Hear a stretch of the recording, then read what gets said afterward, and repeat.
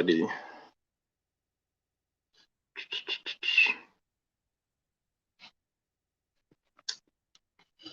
I need to back my phone up a sec.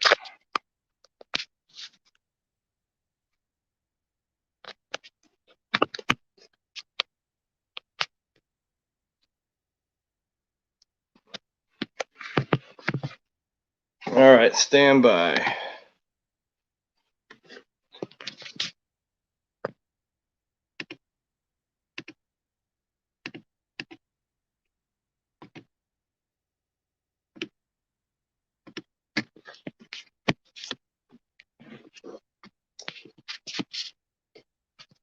All right, guys. If you haven't done this before, you want to come in, click the StreamYard link, set yourself up a little profile.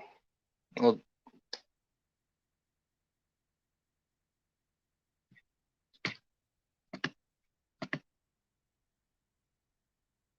what's going on, man? Just click the link above your comment, and that should bring you in. Right now, I'm waiting for more people to get in before I start posting that we're live, because people are more interested.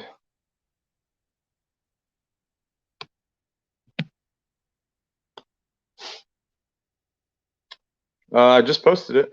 It's right below your comment, Walker. It's a StreamYard. Do it again.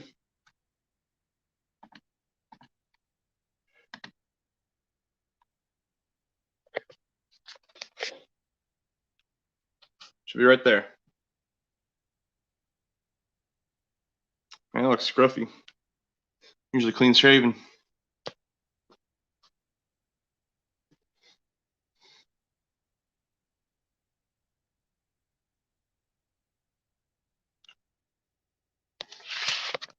Hold on a sec. Let me get in the actual YouTube video and we'll see what's going on.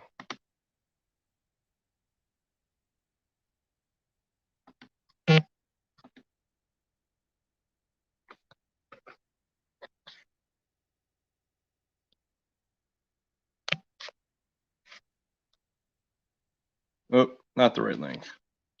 Hold on, guys. Don't click that. I just sent you one.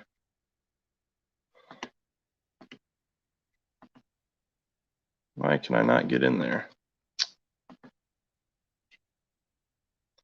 I've never had technical difficulties before. This is frustrating. There we go.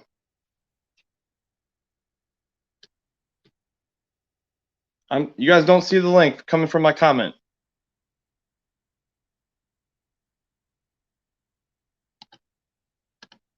Oh, there we go. You guys don't see the link coming from my comment. What was I saying? Hey, if you got the YouTube video on, you gotta mute it or close the box. You guys don't see the link coming from my comment. What was I saying? If you got the YouTube video on, you gotta mute it or. There we go. What's going on, man? What you working on? I was working on my motorcycle today. Almost got fired up for the first time in 5 years. What type of bike is it? It's 92 XJ600. I would just shake my head and nod because I don't know anything about bikes. It's an old sports bike. Kind of was just below what you would have considered a crotch rocket at that point in time. I gotcha. All right, I'm trying to give me 1 second. I'm trying to let some people know that we're doing this. Actually, do you mind if I restream it to my page? I don't know how you do that, but if you can, sure. We'll see if I can figure out a way. I know people do it. I just don't know how. Well, so the way it usually works, so I like doing this, and it's better if so like you want to get it to as many people as possible, obviously, right? And yeah. What's nice about this is it's kind of like sharing is caring a little bit. So when my people pop in, I usually refer them to follow all you guys. You can do it, man. I don't know how to do that though. Yeah, I have no idea. Seems like a good thing to figure out for next time instead of So, messing with it. what year's your car? What year's your MG again? Mine's a 1970. The only year with no glove box. What? Oh, really? How'd you get it? So it was in a farmer's field up near where I live. I was just kind of rotting away, Yep. so I went there and took a look at it. It had a Ford 302 just kind of sitting in there. I guess his son had started to work on it and just never finished. Oh, It just started to rot away. Man, that's like my goal right there. Yeah. I probably would have used the 302, except the engine was shot anyways. It would need a full rebuilding, been bored 20 over. Yeah. Because it sat with water in it, and so yeah, I don't know. Well, I want to get a Fox motor at some point. Oh man, that would be good. I have one buddy who keeps telling me he has a buddy who's trying to put a 1UZ in one of these. I'm like, dude, there's no way. You just can't fit that. Honestly, if I could get an automatic in it, I probably would. Just because I want to have I want to have a car my wife can drive with me, because I take my boss to car shows, and if my wife could drive something, I'd let her. Yeah. Would she do it? No. Yeah. Yeah, no. Mine, when I'm done, I want to take it to car shows too, but I'll probably be going with my sister because she got dad's old MG. Yeah. But his is pretty much original. Well, the cool thing is, man, it doesn't even have to be like in great shape for these things. Like, I don't want to say like not in great shape. Hey, what's up, Fat Boy Fox? Just a fair warning, man. You're welcome to hang out. Most of this group is going to be MG oriented, but you're welcome to hang out here, man. We like all car guys here. Yeah. So like my car, if you go back, I had an episode where or a video where the paint was like completely oxidized. It was disgusting. It looked like this nasty Manila, something gross, and it's supposed to be white. And I was like, you know what? What the hell? And I bought like an orange pad from Chemical Guys, I think it was. Oh, and, orange cutting pad, the Hicks Logic, and I put it on there, and it looked like the paint was brand new. I mean, I got chips and dents and stuff. But other than that, man, I was like, you know what? It's got that like patina look to it. I'm just gonna leave it. I like it the way it is. I got my 5-6 years ago. I got one of those Porter cable polishers and some decent pads, and oh man, can never go back to trying to hand polish or even use those like cheap ones from the department store. It just goes so much faster. I'm terrified. I got to do some paint correction to my Mustang, and I'm terrified, man. I don't even want to touch it. So I've got to do it at some point because it's my neighbor. The one I use is it's the Porter Cable. What is it? 7424 XP. But it's a dual action, and man, you would have to put a really heavy pad on there and fucking bear down on the thing for like 20 minutes to burn through the paint. Well, what I'm worried about is I put a ceramic coat on, and I just don't want to sit on it for too long. And the only problem, like the big problem, is I left it outside for literally 2 hours. It's always in my garage, and my neighbor's cat, you can tell he jumped on the hood and immediately slid off because it was super slick. Yeah, but you can tell he kind of threw his claws out for a second, and you can see the marks going down. And man, if I see him back over my yard, I'm going to run him over. Yeah, oh man. I actually dealt with a similar problem with my shop before I got the concrete poured in it. The neighbor's cat would come in here, and because the area I'm in is just all sand, so it would come in here and use my shop as a litter box. And it would just climb over everything. Hey, Octagon Garage, man. If you want to come in, dude, hold on one sec. Octagon Garage. Click the StreamYard link, man. I know you're talking about coming in. If you don't see it, let me know. I hate my freaking phone's in the way.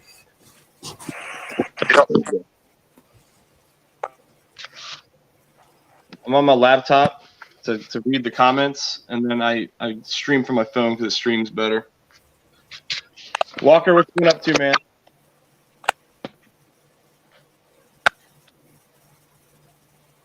Can you hear me, Walker? I guess not. Hello? Yep. What you been up to?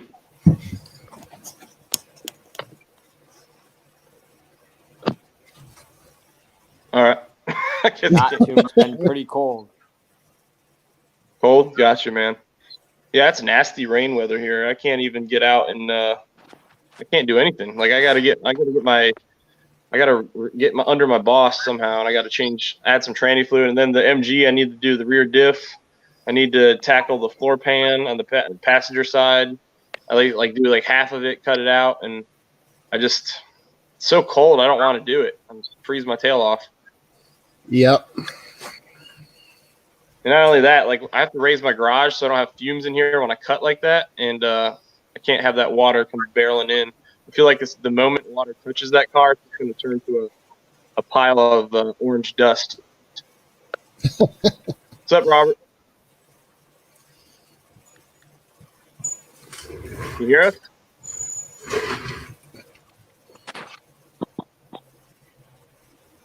Yeah. Robert, can you hear us?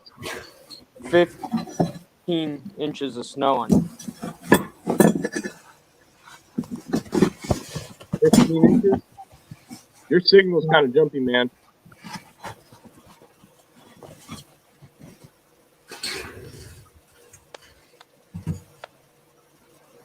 Robert, can you hear us, man? I don't know if you can hear us.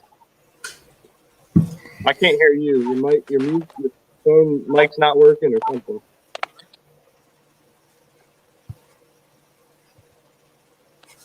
Yeah, so we usually come in here and hang out a bit. It's really cool too. I don't know if you guys know who David Russell Wilkes is. He's in the chat group that I created. Oh yeah. But he's got some of the better informative videos out there. And I got him to come in here every now and then. As a matter of fact, I even talked to Steve Denton, and he was open to coming out here too. But they're all in the UK, so it's like 2 a.m. their time, so it's pretty rough for them. And like I would do sooner, but I've got kids, and so I can't get in here until my kids are in bed. Yeah. I'll have to check him out. Maybe he has some decent videos on how to do rockers and floor pans at the same time. He's got a lot of stuff. So I've done the floor pans, and I don't know. It's not terrible once you figure it out, and there's definitely some like techniques I used when I was cutting them out that I highly recommend. Getting underneath the car once you've stripped everything, and drilling along the frame, so you're not on the frame, and then you just cut out like basically you're making outline with just off of the frame rail. Yeah, and you cut that out with the wheel, and then you go back in it and you use the or you can do it before, but you got to get one of the spot weld drill bits. And you got to knock all those out, and that's the worst part. That was the worst part personally to me. I had to when I crashed my FRS there last year and dealing with the front end on that.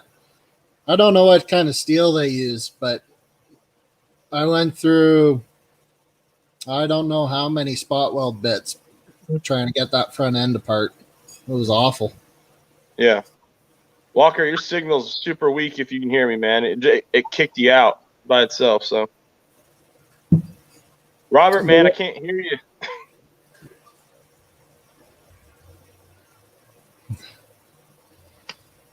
I don't know what's going on. You got a phone? You can do it from your phone too. I do it from my phone personally. It works better.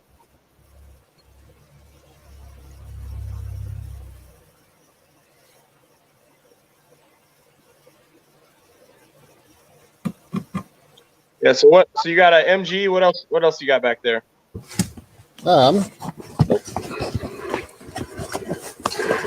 So that's my FRS over there, and then outside. You can hardly see it, but I've got my Jeep. It's an 04 Grand Cherokee. And then there's my shitbox beater. It's just everybody loves a beater. Everybody loves a beater. I got a I got an '01 Grand Marquis that I got from a World War II vet's wife, and they gave me every single piece of maintenance for it in a folder, like every single service record since it was brand new, including the window sticker. Holy, And it had 102,000 miles on it. I gave him $2,500. that's a good deal. Yeah, and it worked. I mean, I'm about to sell it for as much as I paid for it because I just bought my wife a new car, so I don't need that anymore. But I've got the old project car right here, and then I've got my big toy over here. And then my kids got loads of toys too. So. Oh, nice. I got a couple of projects I'm gonna work on right now. Yeah, I got kind of like it with that Focus because I know all the previous owners from racing, and that car has been raced by most of its old owners, but it's pretty tired now.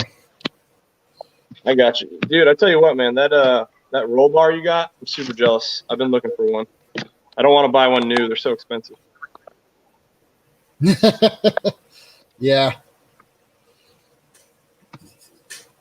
Let's see.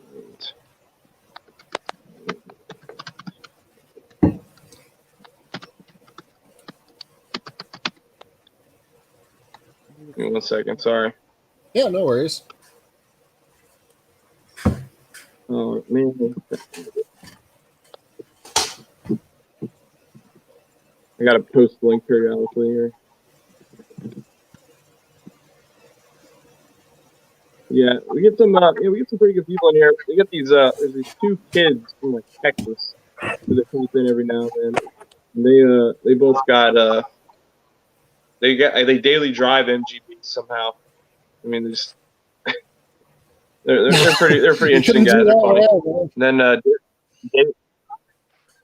and then you got David who comes in and he races over in the UK, and his is in like pristine shape, man. That's why he's good to follow. And then I haven't seen. We have a couple guys usually pop in, and I haven't seen them in a while. One guy in Arizona, and we got Bowser Builds, which is Kevin from the chat, and then Chris is the Awakening, and he's been in too.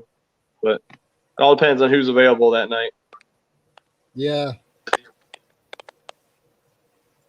So you autocross? Yep.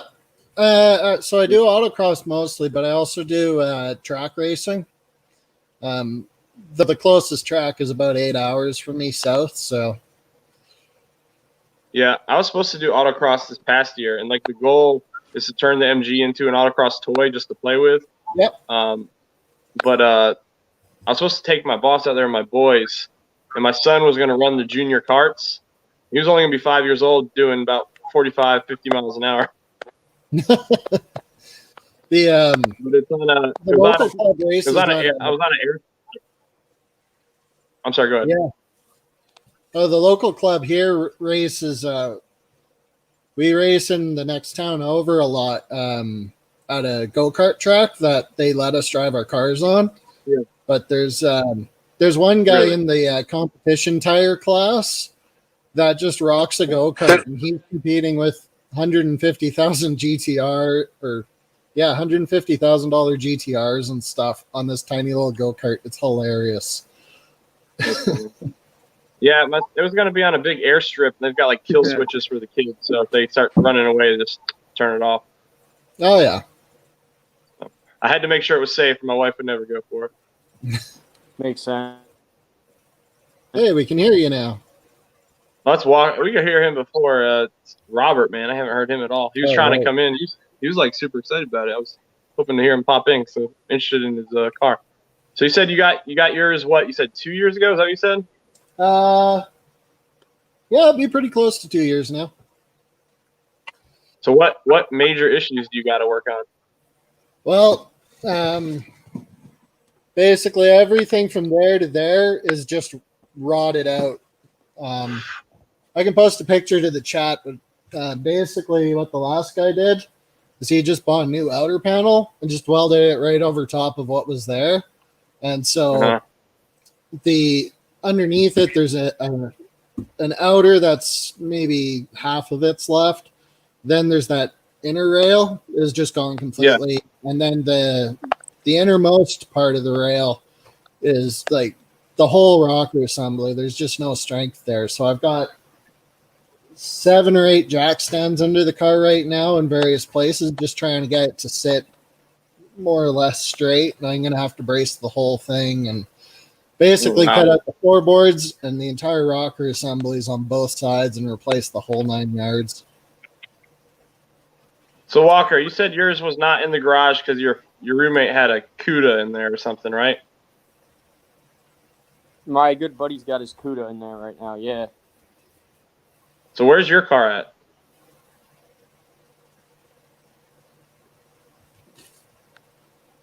It's in the trailer. Oh, okay, that's right. Trailer, okay. I was like, I didn't know if you had it outside under cover or something. So I'm sorry. What's your name, man? Breadbox, Oh, sorry. no, if I had the choice, Oh, his Brad. car would be outside. My car Brad, would that's be right. garage. Sorry, I get people mixed up every now and then. That's all right. But he's got the MG It's TF. okay, me too. Oh. Yeah. You don't see many of those around anymore. No.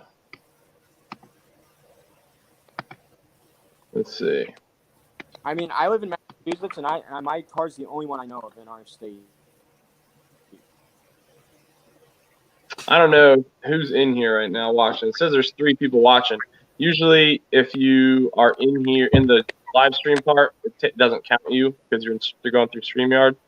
So I don't know who's in here. I'm trying to see if people want to pop in. And also started a little bit early.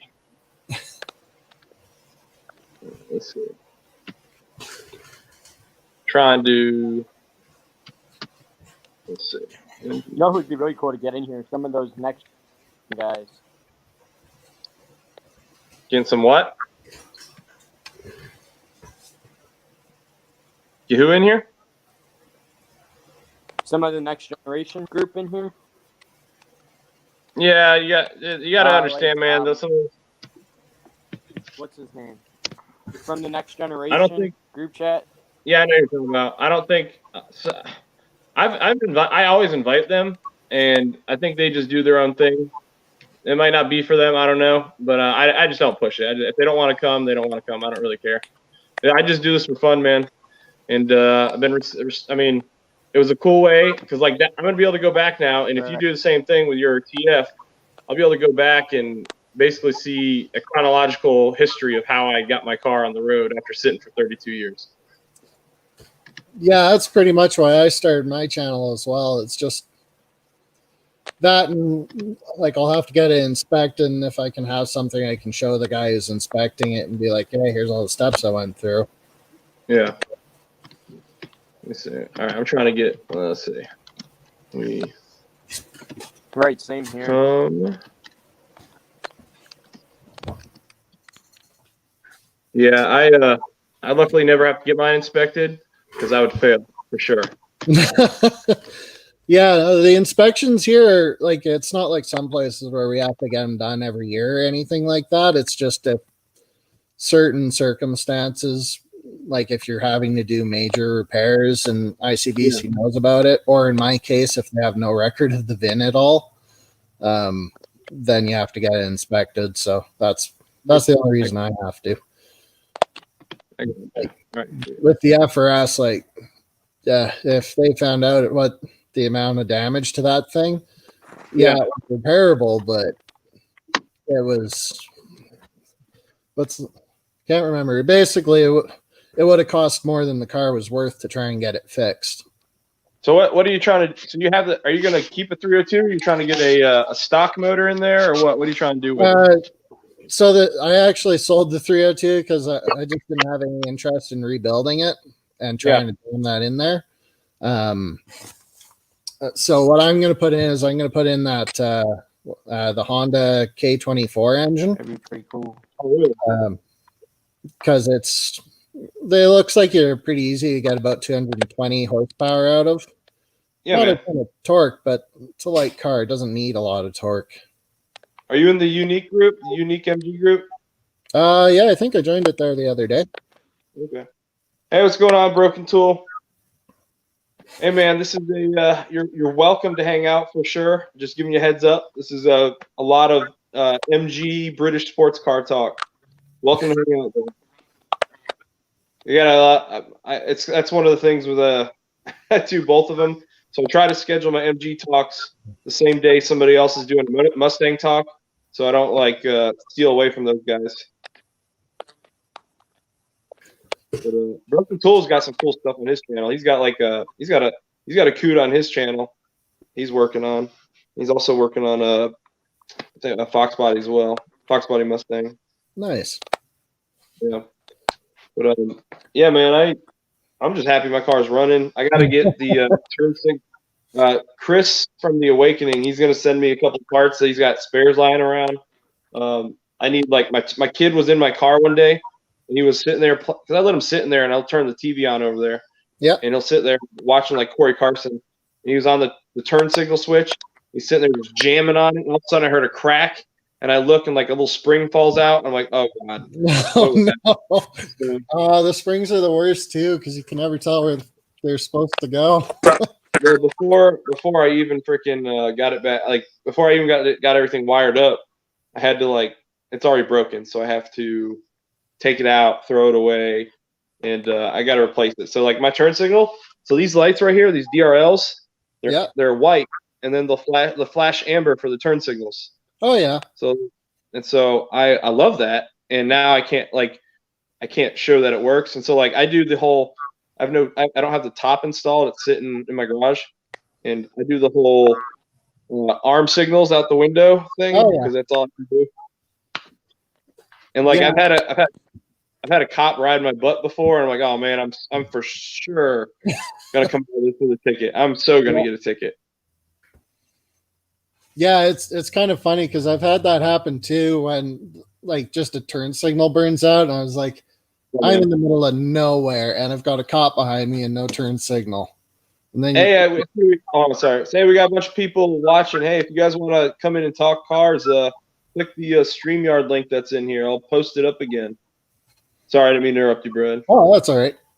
But yeah, it's I'm pretty sure the rules are here. They can't pull you over for a burnt out turn signal if you're doing hand signals. Yeah. But the instant you mess up on one turn signal, you're done. Yeah. Walker dropped out. Oh yeah. That's one thing I'm really happy I did. When I ran power out to the shop, I put an Ethernet cable in and an access point out in the shop. Yeah. Because So where are you at? I'm in Prince George, British Columbia. I'm 8 hours from anywhere of meaning. Can you hear us, Robert? Hey, we can hear you now. Can you hear me? Yes. Oh, yeah. I had to restart my phone. Ah. Oh. Well, how you doing? Doing pretty good. It's just really cold here. Yeah.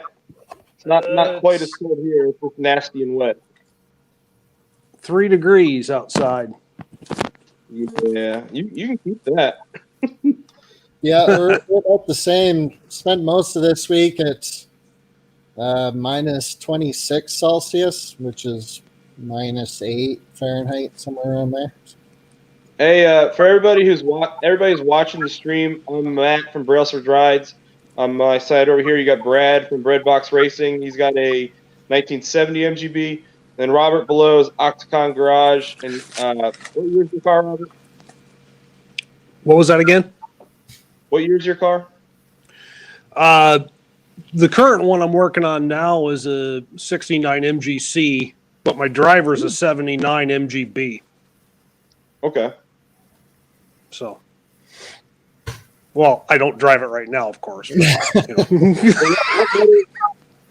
What size motor's in the C? the inline 6. It's a 2.9 something liter. It's basically a 3-liter engine. Is that the similar engine to the one that was in the Healy? It's based off the Healy, but it's basically the improved version. They added more main bearings to it. Okay. to beef up the bottom end and things like that. But from what I understand is a lot of the other parts don't interchange, like cylinder heads and things like that. So Right. I forgot I could show the comments. Yeah, it's kind of funny. I thought for the longest time the C and the B were, basically the same frame. Until I saw a picture from underneath, I'm like, oh no, those are completely different. no, Good. they're their own animal. I mean, Oh, they got torsion bars and all kinds of stuff. So yeah. I didn't know anything about MGs. Like my car, you guys haven't. We haven't had this talk before, but my car like literally fell in my lap. I had just bought my Mustang, and my neighbor in Virginia used to walk these nature trails like every day. And when he left his garage open one day, and I saw this car in there in pieces, tons of boxes on top of it. And I asked him one day, I was like, "Hey man, what do you got tucked away back in there?" He's like, "Oh, it's an old MGB." I'm like, "I'd love to come take a look at it." And he's like, "You want to buy it?" And I like, my wife was right there. And I was like, "She will kill me." I just bought that car. And so I talked to her, and he's like, "I'll make you a good deal, like a really good deal." Basically, he knew I was a car guy, and I like taking care of my things. He always sent me out there with my kids, and he's gonna get something for $500. And I told my wife, he only wants $500. And she's like, if you can fit it in the garage, go for it. And so I had a dual bay garage like I have right here. And I sold my weight set, which was in my other bay, and that paid for the whole car, plus a few of the parts. Oh, nice. So like he gave me the whole car, plus probably about $1,000 worth of brand new parts. And to get it running and registered, I only spent another $330. Oh, wow. But I literally had to put like everything back on the car. Yeah. And I know a lot of guys are like purists and stuff. A lot of people are, but if I couldn't see the difference in the reviews on a cheaper master cylinder, then I just went with what was cheaper.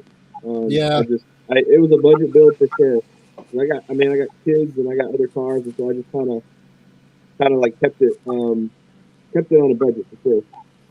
Yeah, I mean, with the level of technology in one of these, are you going to notice the difference going with a slightly different part? Probably not. So this guy, hey, you guys, Charles right here. Charles, there's a couple more MG pages here. This is Brad from Breadbox Racing, and then you got Robert from Oxcon Garage Blooming. Charles here in the comments, man, he's got one of the baddest MGs around. He's got 500 horsepower. Jeez. Oh, I actually managed to get that thing to hook up. If you go to his channel, you can hear it idle. It's nasty. What's right? Yeah, this is we're doing I try to do an MG stream at the same time. Some guys are doing Mustang streams, so I don't steal their fan base. Yeah, I'm just trying to picture how a 500 horse MG would handle it. I guess maybe a lot of places people have much straighter roads than we have around here.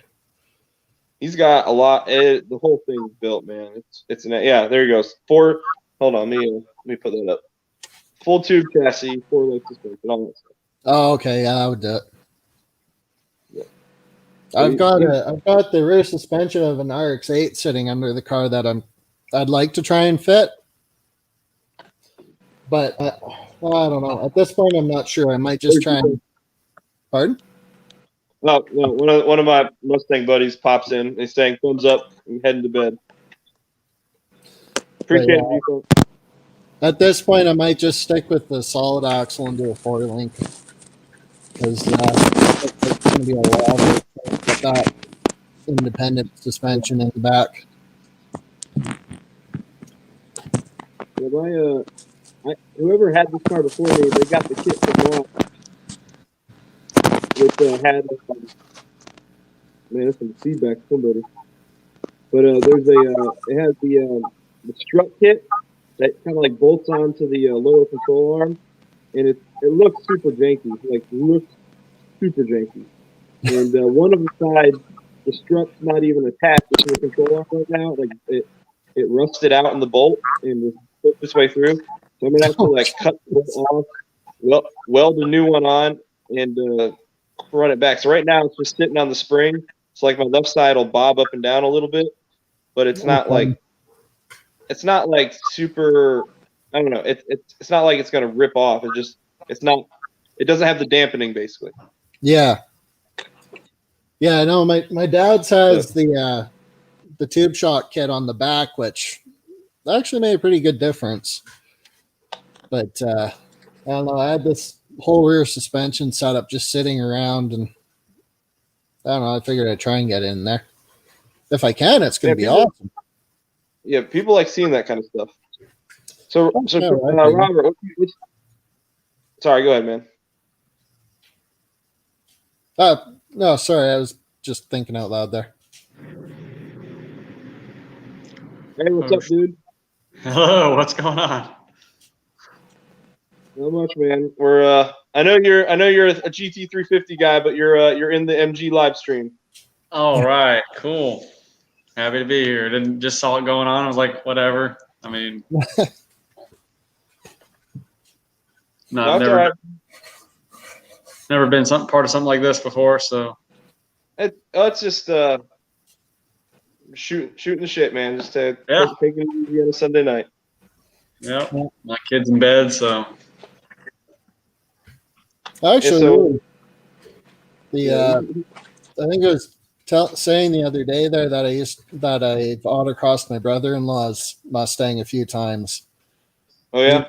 He's got a 2014 he had a 2014 GT, and now he has a 2016 GT. And even on those shitty Pirellis, the difference there is just unbelievable. I gotta switch the tires. I'm waiting to burn them off before switching. This guy right here at the bottom below me with the AV's drive. He's got a GT350. It's real sweet. He actually tracks this. Oh yeah. It's a blast. I'll admit to having been a Camaro guy for the longest time, but with the new ones, I don't know, the Mustang's just nicer now. Yeah, S550 was a huge leap forward for sure. Yeah. Hey Robert, what's your plans, man, with the MGC? So what do you gotta do left to it? Can you hear me? I heard you. We've been having technical difficulties today. Yeah. No big deal. But yeah, man, I'd love to get my boss out on a track someday, but I just I gotta wait till my kids are older. Like my wife's not gonna come to watch them, so I need my kids to be older so I can sit and watch safely. Yeah. Yeah, you have to be able to leave them and not worry about them getting in the way in the pits or something like that. I mean, I have shared custody with my son, so I just go on the weekends and it's time that I don't have him. So. Oh, I got you, man. How long you had it? I've had it for coming on 2 years now. Okay. But my father was the original owner. I've seen that car since it rolled off the trailer at the dealership that I worked at. PDI, sitting in the showroom floor. It was the first one we had got in. He bought it on my birthday and picked it up 3 weeks later on his birthday, and owned the car its whole life, basically. That's sweet, though. Same family. I'd love to hunt down my first one. I had a 05, and I traded it in on the Boss almost 5 years ago. And I'd done full bolt-ons to it, and I still can follow my Carfax, and so I can see the service history, and it's still a low mile car, and I'd love to like reacquire it just to have it like to work on with my kids and just turn it into like a building platform. It's not going to be anything crazy, but it'd be something like that I could build with my kids, and I'd be like, all right, you can drive this to high school, and I know it's not 500 horsepower, and you're going to go straight into a wall. Well, with 200 horsepower, they'll that's enough. It really is.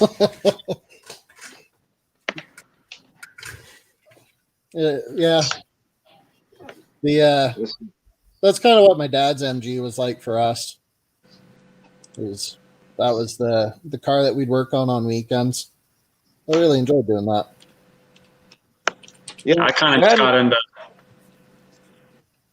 the business just after I got out of the military. I wanted to work on cars. Cars has always been a passion, but I figured the quickest and best avenue to not only own one but be able to afford one is to know how to work on it. So, yeah. Oh, sorry, Robert, man. Yeah. So what were you in? What branch? I was in the Marines. I'm still in. I'm just in the reserves now. I do the drill every once a month or whatever.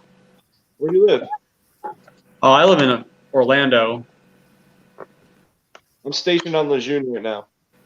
Oh, okay. Yeah, I did 4 years Air Wing. I went to Korea for a year and then Beaufort, South Carolina for 2, along with going out to like California and stuff for like training situations, whatever. And then I got out, went to school, automotive program, finished that, and then decided to go back in the reserves. And now I'm an amphibious assault vehicle mechanic. So yeah, I'm totally major. different. I run the Coastal Riverine Schoolhouse in Lejeune. So I'll get out after this. I'll get out after this tour, join the reserves, and finish up my 20 in the reserves. Yeah. I'll be at 11 when I get out. 11 or 10, one or two. Okay. Yeah, I did 4. I've done 4 now in the reserves, but the way they do the points for satisfactory years, I actually got 5 satisfactory years out of my first 4-year contract. No.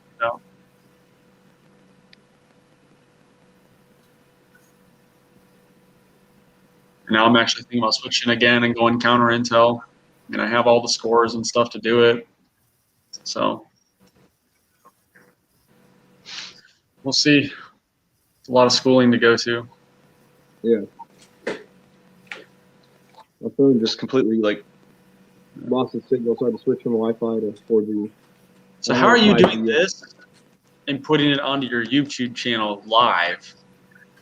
It's something called StreamYard, and you just got to get it. You set up a profile, and you can stream through it. You can only do a certain amount a month, and I never even get close to it. I just do them every now and then when I feel like it, or if something like I hit 600 the other day, so I was like, oh, let me go live. Why not? And that's pretty big achievement. It takes a long time to get that first small amount. The first 100 is the hardest, unless you somehow drop one of a crazy viral video that everybody loves. Yeah. It took me 4 months to hit 100, and then 2 months to hit another 100, and then 45 days to hit 300, and then since like the 3rd or 4th week of January, it's taken off. Nice. You just gotta be careful when you go to people's pages. So if I follow tons of people, and I'll say, hey man, great video, thanks for sharing. I used to say, oh hey, thanks for sharing, drop you a sub. I don't say that anymore because if YouTube reads that and that person subscribes back to me, it might count that as a sub for sub, which is against their policy, and they will not count that sub.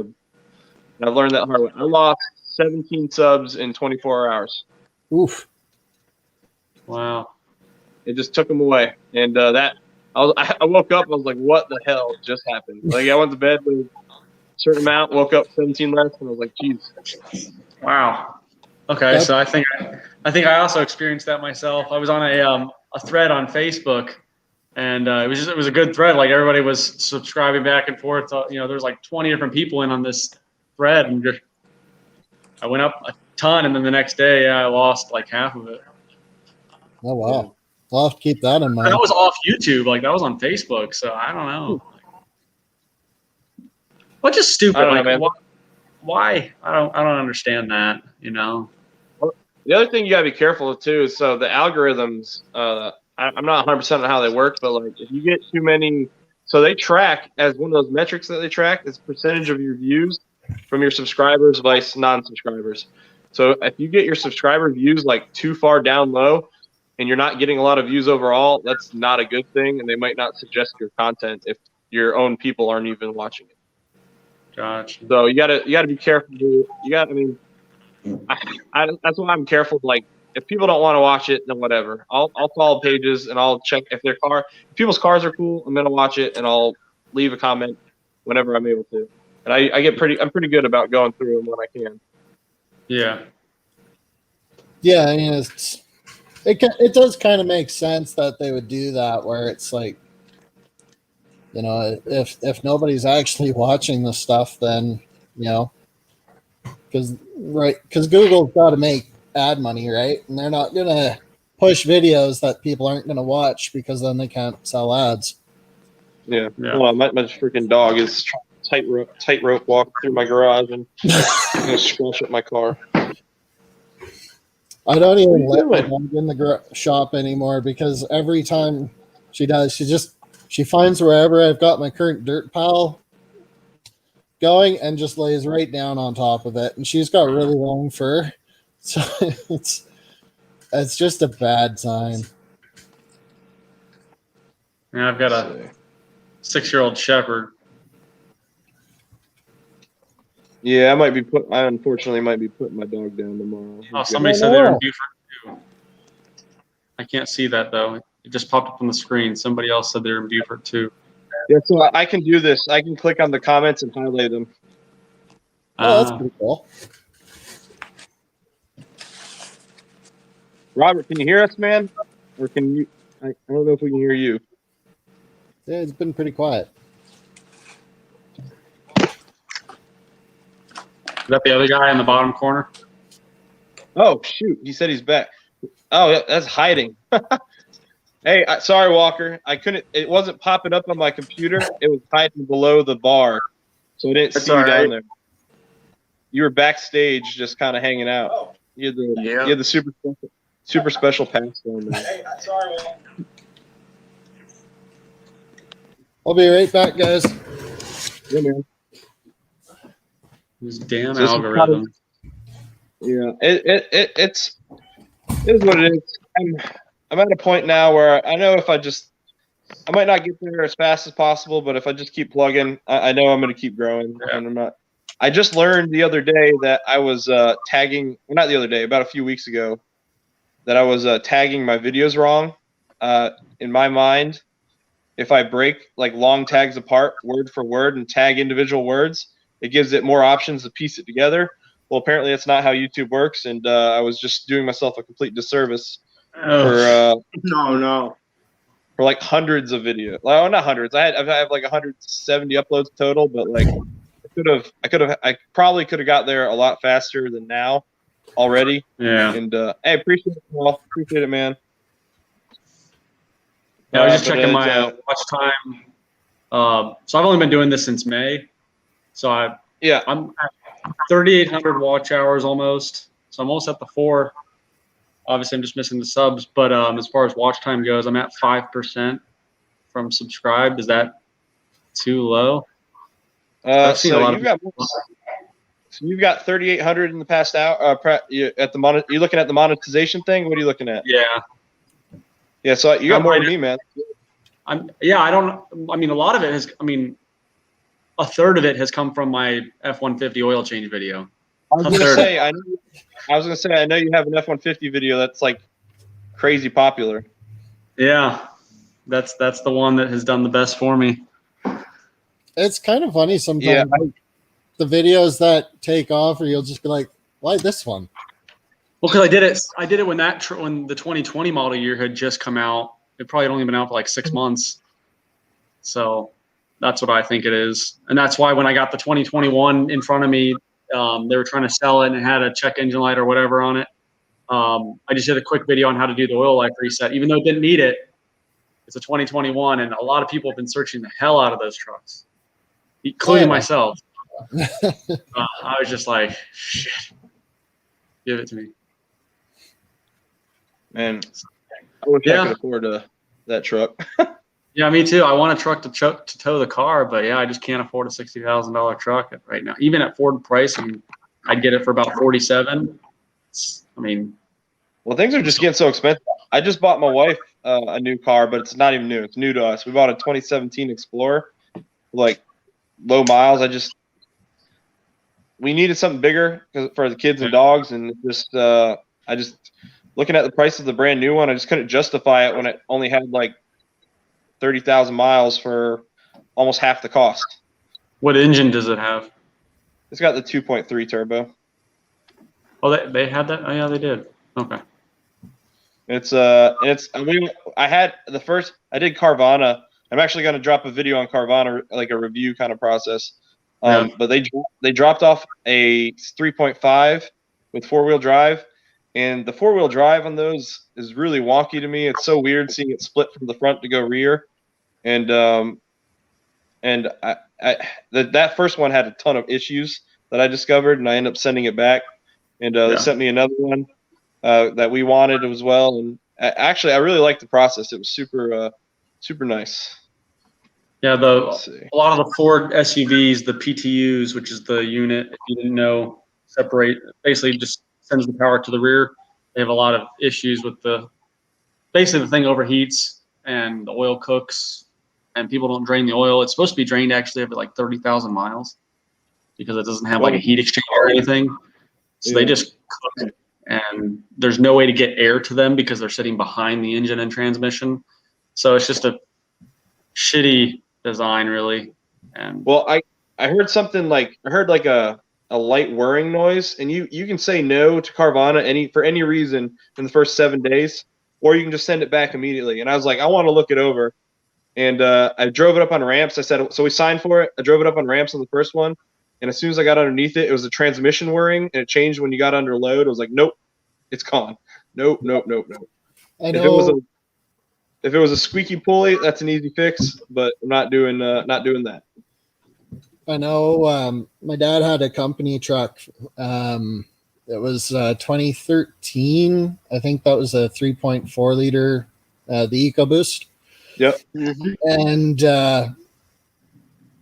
someone told me they had problems with transmissions, but anyways, it wound up biting him in the ass, and the transmission just completely shit the bed about 6 hours from the closest city. That sucks. That's a high. One sec, real quick, guys. All right, so Paul's asking, reintroduce everybody.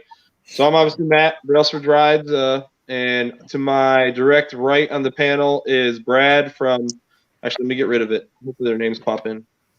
From Breadbox Racing and 4x4, and then you got Robert, Octagon Garage. Robert, if you can hear us, man, drop a comment so people can find your channel. Walker below me is Walker. What's the name of your channel? Is it still Walker Eaton? Yes, sir. All right. So Walker below me's got a 54 MGTF, and then we got AB's Garage, who's a Mustang guy in here, and he's got a Mustang GT350. Just saw this and popped. Hard. yeah. So So how, Brad 50. Now, I need to drop a comment or something? Well, you don't have to, but it can help people just see your channel. Gosh. If you might get one or two. Some of these guys might like Mustangs. I know there's a couple Mustang back on guys. the EcoBoost. I mean, if you like tracking your vehicle, road course kind of stuff, I mean, and then I just have, service stuff. I do a lot of stuff. It's not just one thing that my channel's about. Same So, here. I I don't know if got that's you, a man. bad thing, but The first one I saw on your channel was the 350 on the track. okay. Yeah. But yeah, I'd love to put one day. I'm gonna put a 302 in this guy, or I'm gonna put a. I'd love to pull a 3.7 Cyclone or a 2.3 EcoBoost. One of the three would be nice. I don't care which one. The 2.3 would be really nice if you could get it in there. Yeah.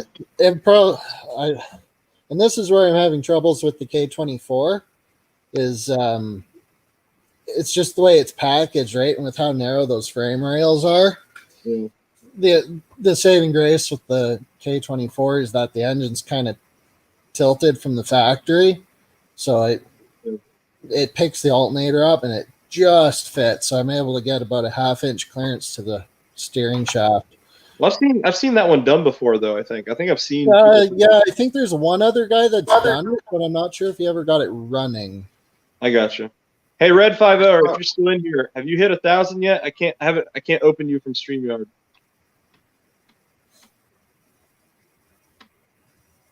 I saw a video on YouTube a couple years back where a guy had thrown an S2000 motor in a 66 MGB. Yeah, I've seen the S2000 motor done a few times, but it's a whole different series of motor. I think you can use the intake on the K engine, but that's really about it. Yeah. Hey Walker, is it a blue one? Because there's a guy with a blue one. He's on Instagram. He posts on YouTube every now and then, but he's not like a YouTuber. He just likes posting his car. This car was, I believe it was red. Yeah, that's the one I'm thinking of, is the red one. Yeah. There's a guy. There's one that's got like a baby blue one. It's like matte, and he's kind of got his window like mine, where he doesn't have the side windows that are part of the front windscreen. He just has the windshield itself, and Right. Man, that thing flies. You got it tuned. I think it's putting out like, I want to say he's putting out like 310, maybe 350. I can't remember. Wow. It's like triple the horsepower for that car. Yeah. Well, that's where even with just the stock K24, I can get up to about 220 at the crank pretty easily, is what I've been told. And someone was telling me, "Oh, you got to go for more." I'm like, "That's already a lot more than stock." Yeah. Hey, AB, are you following this guy? I was just checking. Red 5. I'm sure is he would. You gotta use code words here. I'm sure he will shake your hand if you help him out. Yeah. Oh, I'm Still not. have- So there you go. 982. I think one of my Yeah, 982. future projects here is going to be, where is it? That. I'm going to stick that. That's a 2 Hold on one second. Hold on. I can do this too. All right, what are you doing? There it is. So that's a 2-liter GM Ecotec engine. Yeah. They're really common in the Cobalt SSs, and so I want to stick that in my FRS. That'd be cool. Yeah, it's because you see a lot of guys stick LS engines in there, which is great. They're, it packages well and fits really well. Low, in the engine. I've got low a bunch. profile. Can you fit a dual overhead cam in those things? Yes, barely. I know a lot of guys stick K24s and SR20s in the FRS. I already had the Ecotec. It was supposed to go in my old race car. I just think it'll be kind of cool. No one's really done it, and it should trigger a lot of haters. People saying, "Well, if you're going to go GM, go with the LS, or you should have gone with a 2J or something like that." And Okay, I will say that you put an LS in that FRS, that would be freaking cool. That would be I will say that. I would love to. I have a buddy who's doing it right now. He's got a 5.3 that's out of one of the local Camaro guys' car. And that's going to be about a nearly 600 horsepower car. Yeah. Holy moly. And so, like, Have you ever seen the Fiero LSXs? People putting LSXs in the Fieros. I haven't seen people put LSs in them. I have followed the Fieros a lot, but I never thought to look for that. But that would be sweet. Yeah, it's they're pretty ridiculous. Probably do wheelies for days. With the camera. Charles says it's big enough for anything. He's not wrong. Yeah. I don't have AB, I don't know if you're on here. What? What's up? I'm saying I was gonna Charles say, here, he's got Charles here has a 500 horsepower MGB. It's pretty ridiculous. I thought about throwing a 427 Shelby crate motor in my MG. Fuck. You do that, I would love to. I don't know how you'd fit that in that thing, but I would love to see it. Well, Jay Leno put a 350 in a TD, so I don't see why it couldn't be done. That's a wide engine for a TD. It was heavily modified too. It had a Chevy Posse rear end. I don't know. The video's on YouTube. That's all I know. That's where I saw that.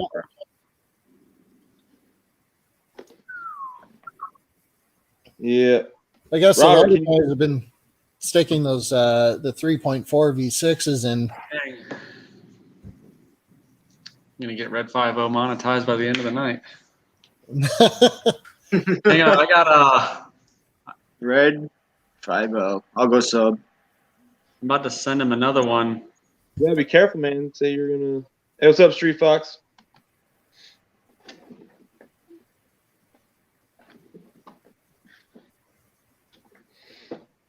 There, now he's got 983. Now he's got 984. Oh boy. Red 5.0. I want a big plug on your next episode. Hell yeah. There, 985.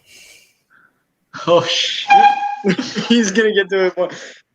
Oh, I'm about to text all my friends and be like, subscribe to this. I got another friend down here. I got another friend down here. He's gonna over in get to Tampa. 980. He's got a white 350R, and I met him. We were both at around. He was about 180 subs above me. He was just over 200 or almost 300, and I was just over 100. And that was back in like November-ish. And then he went from mid 400s to now he's at mid 800s. And I've only gone up like 150 in that same time frame. So I don't know what what happened. It's not, none of his videos went like crazy or anything. They're all, a couple hundreds, 1,000 here. So I don't know. But I was looking. I was having a nice race there. It was pretty close, and then he just doubled in the same time that it took me to get another, 200. I think it all depends on that. It all depends on the algorithms, man. And like, it could be, hey, one of his videos. You both put up videos that were 9 minutes. Your video was viewed for 4 minutes and 30 seconds, and his video is viewed for 4 minutes 35 seconds. So it gets referred more, and his is higher up on the list. I mean, it could be anything as stupid as that. Yeah, we were both out at Sebring together on the 24th. And that's when I had my tire failure. I would love to go to Sebring. Oh my! Street Fox.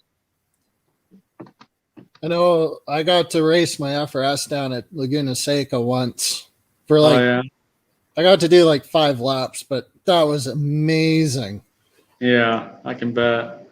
Closest once I get the racetrack truck- to me is like 2 hours. Well, that's how close that's- Sebring is to me. Sebring's 2 hours, about an hour and 45. And then Daytona's 20 minutes away. And then Atlanta's like 8 hours. I got invited to go to VIR for a really good price. Like I would have gotten on a track for 150, and I would have had like pretty much the whole day, half the day with an instructor. And that's 'cause I've cool. never done it before. But it was a group rate because a bunch of my friends were going up. Lime Rock does a thing like that, except it's like vintage muscle cars and stuff like that. You got to be a member of some club. Yeah, once you get the truck, that's the plan, is to be able to trailer it to Atlanta. Like I said, is about 8 hours away. VIR is about 10. Yeah, Hey, Broken Soul, thank you, man. I'm kind of in the same boat that Where I am, like the Laguna Seca is when I was on vacation on a road trip with a bunch of buddies, but like I've got Castrol Raceway in Edmonton, which is about 8 hours. There's Mission Raceway and some others down in Vancouver, and one in Osoyoos, Area 27. But they're all 8-9 hours away from me, so I'd like too to far to do them. go. Yeah, Street Fox, it's Red 50. He's the one you're looking for. You might already follow him. Who knows? so I yeah. bought my F-150 for that same purpose, just to trailer the car. Yeah. What I'd like to do is I've got my Grand Cherokee out there. I'd either like to put a turbo in it because it's got that 4-liter inline six. Oh, Oh, yeah. that thing's a tank. Oh yeah, terrible fuel mileage though. Yeah. But I'd either like to turbo it or I'd like to diesel swap it. If I could get what's their name, DeBoss Garage over in Ontario to do a collab at some point, I'd like to diesel Right. swap it.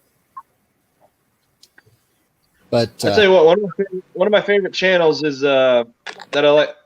I don't like following. I follow a couple of big channels, but once people get like too big, I just do stupid things for sake of doing stupid things. I'm like, all right, I'm gonna go to something else. yeah, Like Yeah.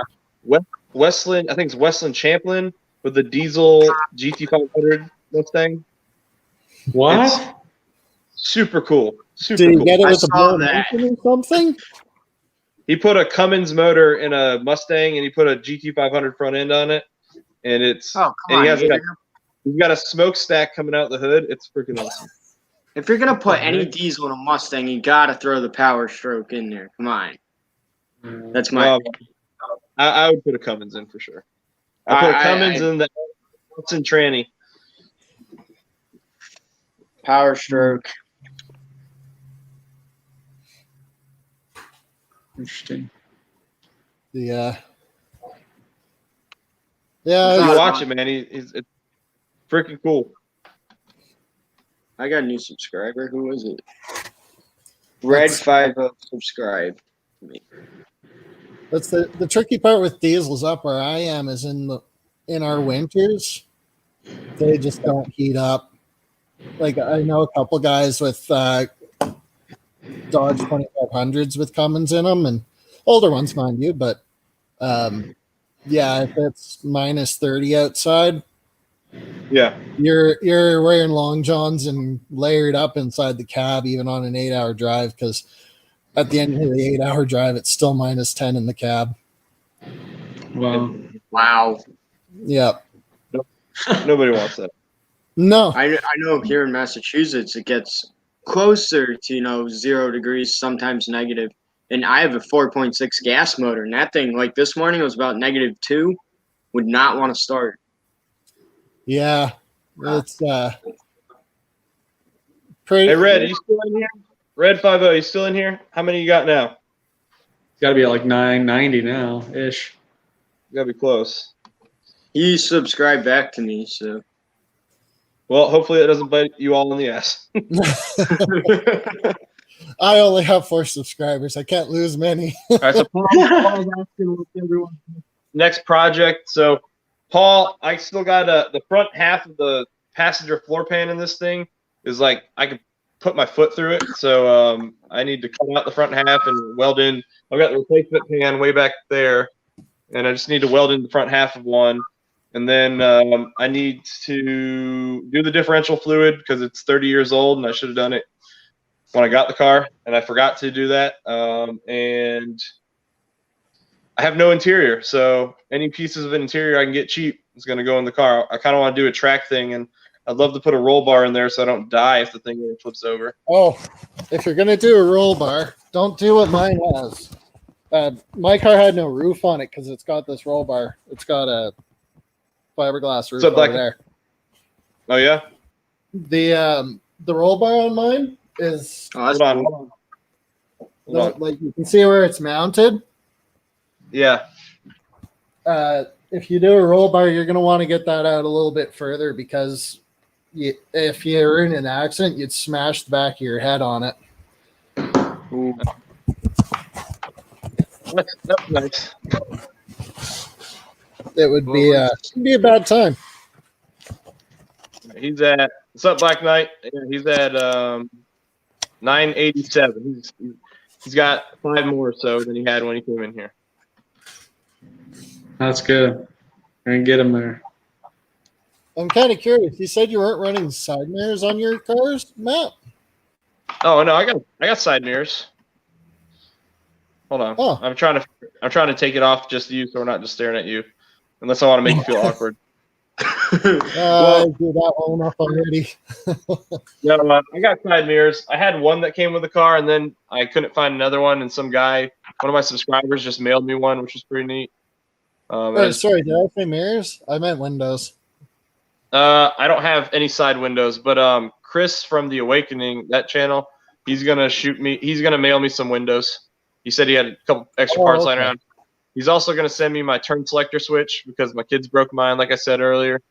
And yeah, that's Yeah, I was just kind of curious. I was wondering if there was just like a big hole where the side window used to go in, or like for the little, what do you call them? Wing mirrors?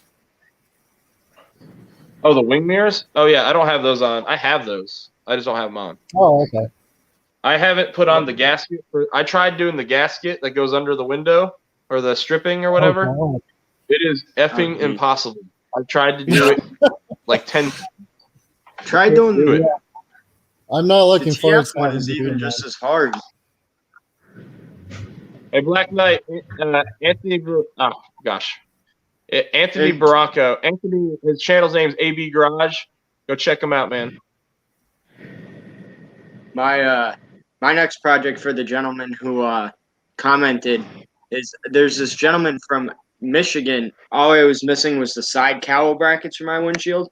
So I'm supposed to get those in a couple days, and that's my next project. Definitely putting the windshield back together, making it look. Is the windshield intact? Well, Like I have all the pieces for it, and then once I get those last 2 pieces, there's a glass shop about maybe 5 miles up the street that specializes in like classic and rare cars. So gonna be seeing what they can do for me. If not, Is the gentlemen, Daytona 500? I think Yeah, so. it got I rain think it was delayed. today. It's today, yeah. Yeah, I was pretty teased when I Bonus. got my car. The windshield was perfect on it. Really? The gaskets were all old, but the glass Right. was great. And so I have the windshield out of the car. And one day I went to come into the shop and turn the lights on. I accidentally bumped the windshield. It fell over. And because it wasn't mounted in the car, the whole frame flexed a little bit and got a big crack right down the middle. And I was sitting there, I'm like, Well, my grandfather, when he had the car, he stored the windshield up above, like he had made a loft, and he didn't secure it, or over time the wood gave away, and the whole loft came crumbling to the left of the car, and the windshield shattered, and well, at least it didn't hit the car.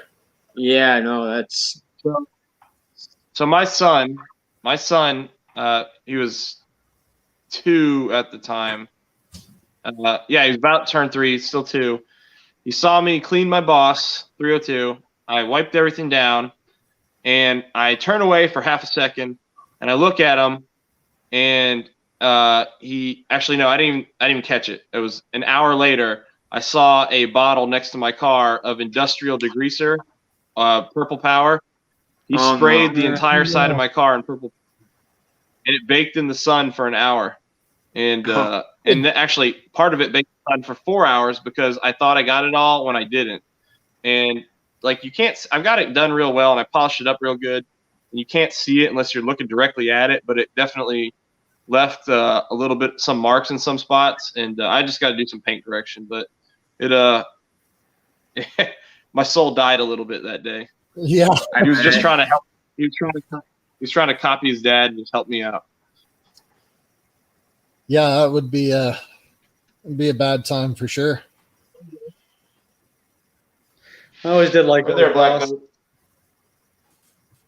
Yeah, man. I've got it's all dress up in here right now, but I've actually got my motor where I want it. And the next thing I need to do is the oil pump gears. And once I do the oil pump gears, I'll just slap a tune in and rev it out to 8,200.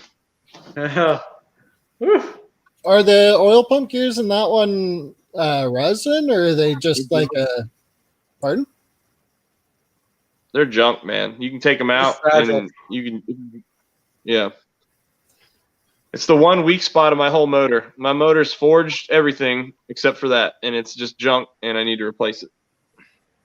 That's something I should probably mention to my brother-in-law because he thrashes on that 2016 pretty hard.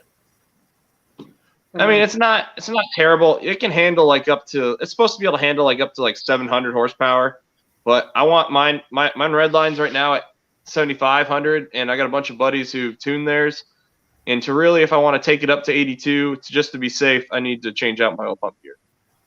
Yeah, well, in oil pump gears too, it's like such an easy thing to do for peace of mind that it's even on a stock motor. To me, it would almost seem like it'd be worth doing.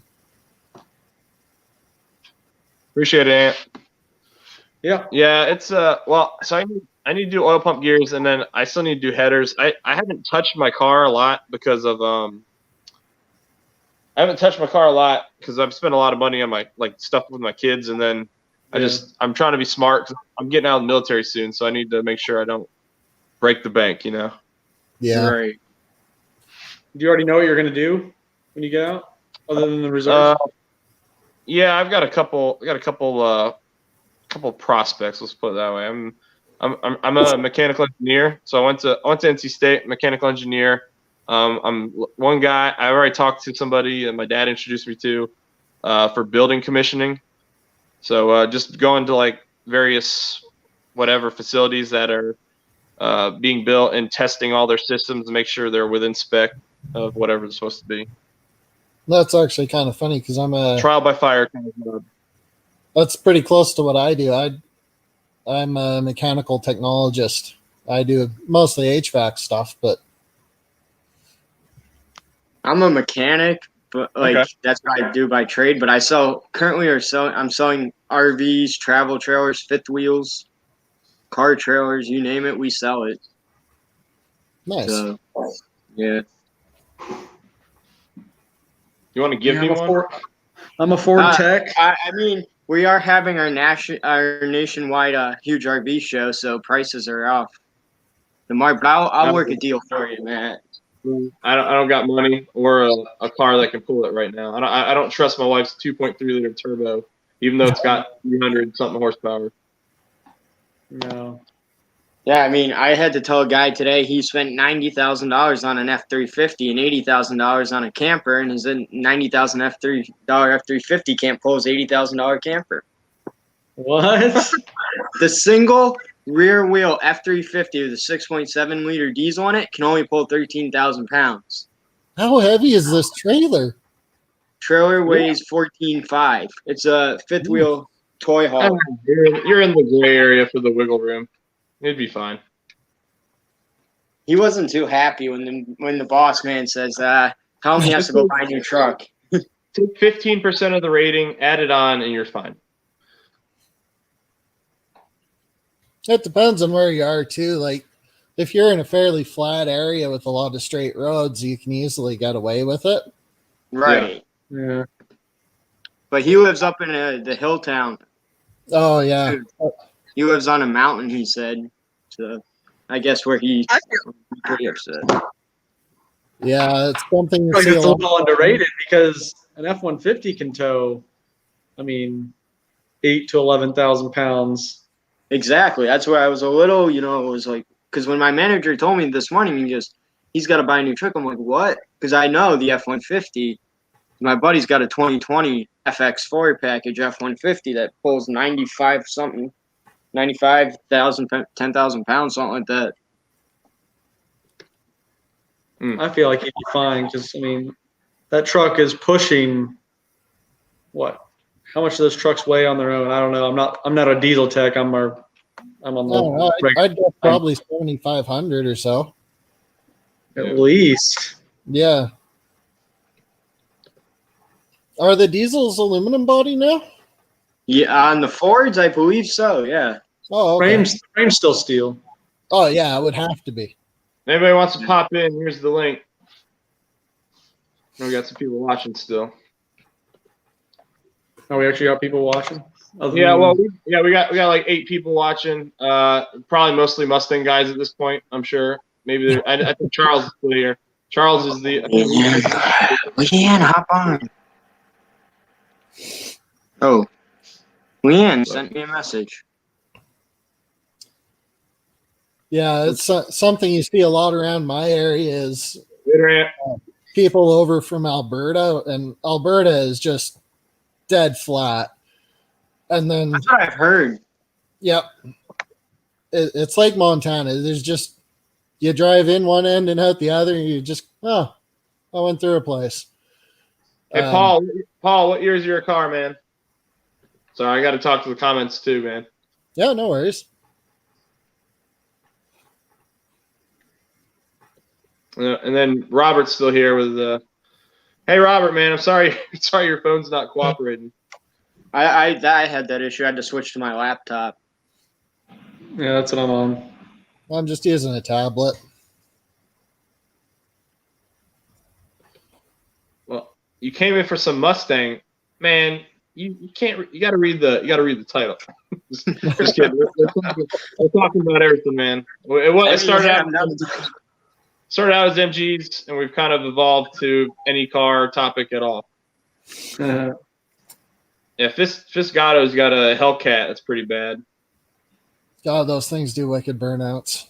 Yeah, my buddy, he actually let me. My buddy local here, he's a retired Marine, and he's got a 2001 Viper GTS, an 18 Hellcat with 805 rear wheel horsepower, an 04 Ram SRT10 Viper truck, and then he's also got a Pro Charge Dodge Magnum 2016. That's his daily driver, pushing 700 at the wheels. Nice. He's let me drive. I drove the Viper and I drove the Hellcat, and like I did do videos on those, but I probably tagged them like shit, so they didn't get a lot of views. But they I tell you what, the Viper when I was a kid, that was my dream car, and I was like giddy as a schoolgirl driving that the whole time. I think as a kid, that the Viper was everybody's dream car. Yeah, pretty well everyone I know growing up that was into cars had one on their wall for sure. Yeah. Well, I had a Matchbox one. Wait, I might still have my model of my Viper. Hold on. The knob, the shift knob. So he gave me I drove the car and I went out on this like back road, right? And he told me to have a good time, like I was gonna baby it. He's like, no man, go enjoy it. I'm like, okay. And I get out there and I get to this spot where I had to turn around, and I only found this one road that I could turn around on. And then I look at a shifter and I realized it wasn't numbered. There was a damn snake there. I'm like, where the hell is reverse? And I'm like freaking out because I'm blocking traffic in this like $90,000 Viper GTS. And I'm like trying to figure out what the hell to do. Because I mean, he had like low miles. The thing is pristine. And I was panicking, but I got it turned around. And then his Hellcat was crazy. Like I actually I can't believe I didn't get a ticket because there was definitely a Durango cop behind me. And he must have been from another town or something. But he has it set up with radials and skinnies. And Sweet. And I nailed, like I punched it. And the funny thing is, I hit it so hard one time where I bumped a button and I realized I changed it to kilometers. And so I had to like warn him when he watched it. I said, hey man, I'm about to upload your video of your car. Like, don't get pissed at me. It's kilometers per hour. I hit the button and I couldn't figure out how to switch it back. So when you see me go like 0 to 158 or whatever, I didn't actually take your car to 158 miles an hour. Yeah, because that would be what, 70, 75? No, 150? No, that's almost 100 kilometers is 62. Yeah. So that's at least 85, 90. Oh yeah, I guess so. Everybody had these, American dream cars, and this was mine. The MGTC. I think I have or at least had a smaller, like Hot Wheels sized one of those. Hey, Paul, Paul, do you do YouTube, Paul? Am I following your channel? Do you have a channel? Bickley. I gotta check this guy out. I don't know if he's got a. I feel like for now I'm thinking I remember his cars. Maybe I've seen him on Facebook. I don't know. But if you want to come in, Paul, man, click the link, dude. You're welcome to come chat, dude. I'll post, or Fisgato, if you want to come in, man. I don't care who. Come on in.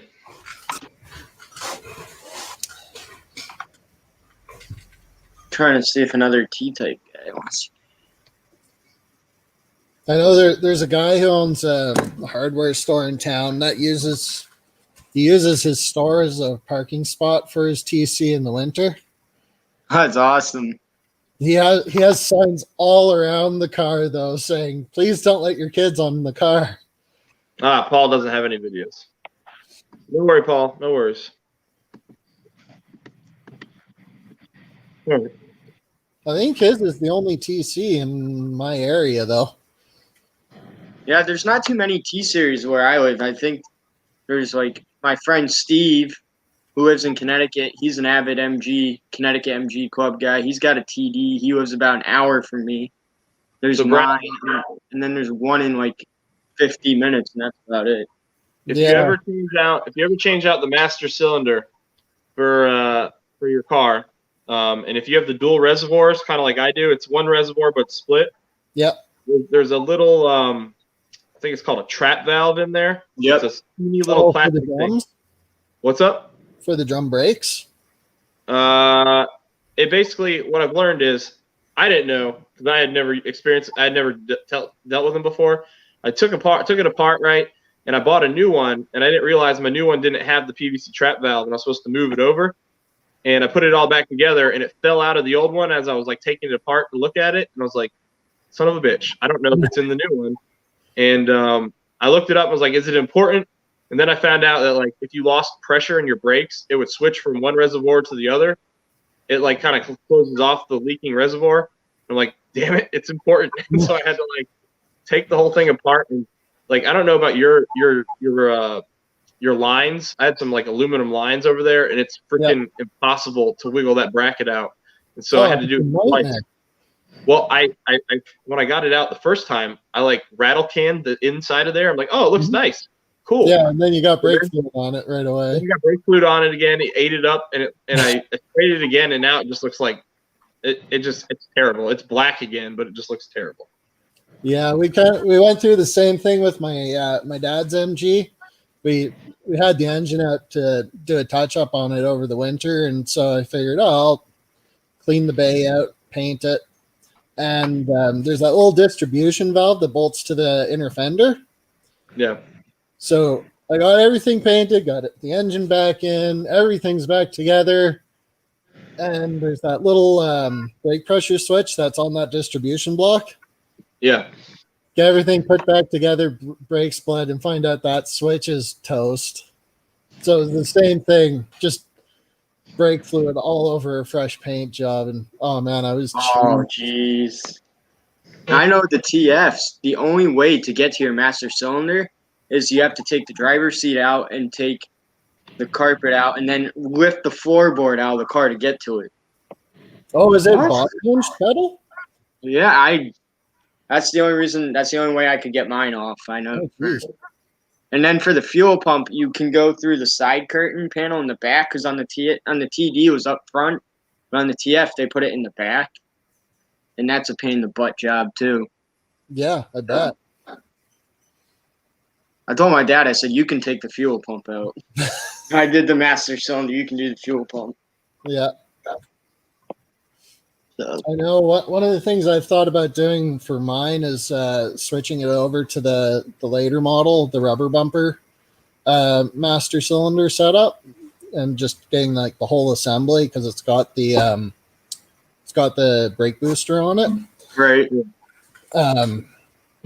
Because like I've driven plenty of cars that don't have assisted brakes, and it's fine. But I want to make the car so that if I'm down at a family reunion, I can let any of my family drive it, and I don't have to worry about them rear-ending someone.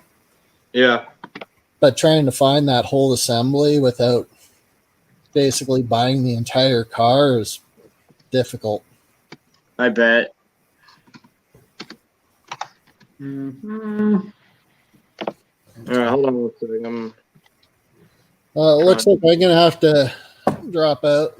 There's I got some other stuff I got to go do here. Yeah, no worries, man. All right. Appreciate you coming. Perfect meeting all of you. Yeah, same here. I'll look forward to the next one. Yeah, hopefully you gained a few. Yeah. All right. I'll talk to you guys later. Later, Hey, man. man. Nice meeting you. Yep. Yeah. My freaking computer's freezing. Yeah, because I've got the StreamYard up on one browser, and then I've got the YouTube one muted up on the other, so I can still talk to people in the chat. You should be able to talk through StreamYard. You just have to switch back and forth, which is kind of frustrating. So yeah, I'd do the same thing you're doing actually. Yeah. What's up, Valve? I'm actually doing the same thing, you know, having it muted on my phone and on the StreamYard on my computer. Oh, what do we got here? Paul's coming in. What's up, Paul? Hey guys, how's it going? Going good, man.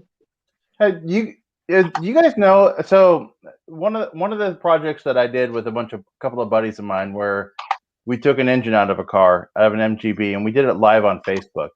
Do you know if there's a way to grab that and throw it up on YouTube? You have it. You can download it. I mean, if it's one of your videos, you should be able to save it or download it to like your phone or something. Or worst case scenario, what I would do personally is if you can get it full screen and then you turn on the screen record function on your phone, just screen record it and upload it that way. That's what I would do. That's true. That's true. I threw it in this private chat here, the link to it when we were doing that. But it's like 9 minutes. You don't have to watch it now. You watch it later. But it was just a fun video where, you know, me and a couple of guys that helped me work on my MGs. They all have MGs and everything. I'm part of the Chicagoland MG Club. And Me too. It's who else is? Me? Are you really? Yeah, I'm from Massachusetts, but I don't like to give out names, but a friend of mine, she recommended the club, and so. Oh, they've been amazing. I live in the suburbs of Chicago, and the Chicagoland MG Club has been amazing. The mechanics there, the guys. I mean, like the one guy like I'm working on one of my cars at. My car is literally in his garage right now. You know, where I go work on his car. It's the club is just really cool. They have a group of mechanics that'll travel to different people's houses and stuff like that. Oh, that's cool. If you're having problems and things like that. And they're just really good. I mean, it's quite honestly, the majority of the club doesn't even work on their own cars. But Right. Yeah. a lot of the club members who do share that knowledge really well. It's really cool. Club. I almost sold my MGB to buy a second Mustang back before I got it running. And one of the reasons I didn't sell it is, well, I got it running. And the reason I got it running is because a lot of people in the groups were offering lots of tips and advice when I got stuck on stuff. And I tell you what, man, outside of if you go to like a general British sports car group, you get some tools in there who like to they're purists. And if you've seen my car on Facebook, Paul, it's definitely not a purist car. Yeah. And, I get a little bit of hate for it every now and then, but it is what it is. You know what? They're great. It's so funny because I'm in a discussion with a lot of the group right now about trying to get our website updated because the Chicagoland MG website is really dated. And one of the guys was just sitting there complaining. He's like, "Well, it's not like anybody wants to take an MG and make it into a Miata." And I'm like, "That sounds kind of cool to me." I would totally be down for that. Well, I mean, the thing is it's your car, and I feel especially with the rubber bumper ones, which is what I have. That man, resto mod it like crazy and just have fun. That's the thing, right? People, it's a dying. Let's be honest, it's an aging hobby or aging platform that a lot of the hobbyists are getting older, And if you want the younger guys to come in, they're going to come in and they're going to change a lot of stuff. And a lot of people don't like that. I mean, it's one of the first things I did, and I haven't put them in the car, one of my cars yet. Was I went out and bought first generation Miata seats, and the whole adapter kit to put that in an MGB. And there's multiple reasons for it. One of the reasons is honestly they're safer, and two, they're better. They're just better built. They feel better. Everything, you know. Plus, you can put speakers in the headphone and the headrest. If they made an adapter kit for a Miata seat, like the newer Miata seats, like the NBs or whatever it is, the 2020, the Grand Tourings with the Bose audio on it, I would put that in my TF. Right. That'd be pretty cool. I would say no. I'd be like, yep, nope, sorry guys. So you have a TF? Yep. That's awesome. I need the link for that kit.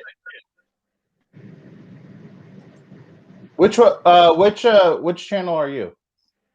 Walker 54 TF. I have to look that up. Okay. Yeah, it's not. That's my YouTube channel is my name, so it's Walker Eaton. Okay, I'll check that out. Yeah, no, I don't have a lot of videos up because it's really cold here in Massachusetts, but yeah, I mean, my channel is all filled with my son's like guitar stuff and everything. It's like I don't have any car stuff on there. I got everything from teaching people how to use a 4-wheel drive system in the truck that I have, to backing up a trailer, to cars, to you name it. Very cool. Is your profile picture the black car? Mine, yes. Okay. Got it. So yeah, Brad, the one of the things that first drew me to your channel is you were kind of in a learning process at the same time. Brailsford, I'm sorry. Okay. One of the things that attracted me to your channel is you were kind of in a learning process at the same time I was when I bought an MG, because I just bought my first MG a year ago. And you were also doing the floorboards, which is one of the projects that I was thinking about taking on one of my cars. I'll tell you what, man. So mine's probably not. It's definitely not the prettiest it could have been, but I'm definitely happy with how it came out. It's holding me. I got in it as soon as I did it. I got in it. I jumped up and down 100 times to see if I could pop the weld spring, and it's holding. A lot of people don't like the flux cores, but as long as you get the settings right and you get good material. I mean, my dad got that welder for $35. It was a Black Friday. They didn't sell them on Black Friday, and they're not allowed to sell them with their other stock, so they're sitting out front for $35. And so he bought 4 of them, and he gave me one, and I just changed out the spool to a better quality spool, and I mean, it did the job. I still got to do the passenger side, so I'll probably film that too. That's a little more daunting because it's got the fuel lines under there. And the brake lines too, right? Everything runs on the passenger side, right? The flux core is super hot. Super hot. Yeah. You see, with my car, I don't have to weld the floorboard. I just go take the floorboard that's in it, make a what do you call it? Like it's wood, a template for wood, and then just make it again and drill it back in, and I'm all done. That's so cool, man. To do the floorboards in about a day. Hold on, Jamie. Give me a second. Can you hear me now? Yes, I can. I know on the topic of T-types, there's that guy, I don't know, I know Matt knows of him, the guy from Australia, MG Rebuild. I'd go check his channel out too. He's here. Hey, Jamie, click the link on him. If you want to come in. So, Walker 54, are you in the Facebook group for Chicagoland MG Club? Yes, I am. I don't know if you know Leanne. She has a B6 MGB. Mm-mm. So, have you been seeing Dean Hickenlooper? A lot of his stuff that he's been posting on his MGA. No, I haven't seen him. Nope. If you look on the Chicagoland MG Club, he's posting updates of all the different stuff he's doing as far as rebuilding an MGA. It's That's pretty cool. It's pretty cool, and he's one of the guys that's been helping me out with my car, especially the electrical, which I'm Yeah, like, I don't blame you. I'm Especially clueless. that Lucas crap. Oh my god. Yeah. Mine likes to work sporadically, so like everything will be on. I'll clean the terminals. I'll clean the terminals. Everything will be on, and then like randomly, like my side markers don't come on. I'll go over there, give it a little bang, it'll come on. And just dirty connections. Oh, hold on a second. And here's Jamie. Oh, hey. Rebuild. G'day, guys. What's up, man? Hey, I'm gonna show you something. These Look, I just have a mascot show. are your bolts for your shift knob. I just gotta get there to do it. Oh, fantastic. Excellent. Looking forward to that, actually. Yeah, I'm probably gonna live stream that too whenever that time comes. I don't feel like doing another MG standard video for that. I don't think anybody cares about the shift knob process other than my dad's woodworker buddy. Oh, the good thing about the shift knob, you can put it over. Okay, so this guy's in Australia? Hey, I believe so. Yep. You're in New Zealand, aren't you? Australia. Australia. Sorry. Okay. Yep. Yeah, okay. The European taillights that are on my car, they're OEM Ford European taillights. They got shipped from Australia. A guy that I met. That's cool. I love those Euro lights. They actually look great. What's crazy, I hear that the Europeans want our lights. I know, right? We should set up Tell that. them they can keep theirs. I wanted to keep my originals with the car, but I definitely like, especially on the black car. So, Jamie, what you working on right now? I'm actually in my office. I'm at work at the moment, so I've only got another 10, 15 minutes and I've got to go back to work. But yesterday I started working on the interior. So with a TD, you've got to glue the vinyl to the inner wheel guards, inner wheel arches. So I started doing that yesterday, and it's kind of pretty good. That and the fuel tank. I think a few of you might have already seen the fuel tank, the photo I shared earlier. Mm-hmm.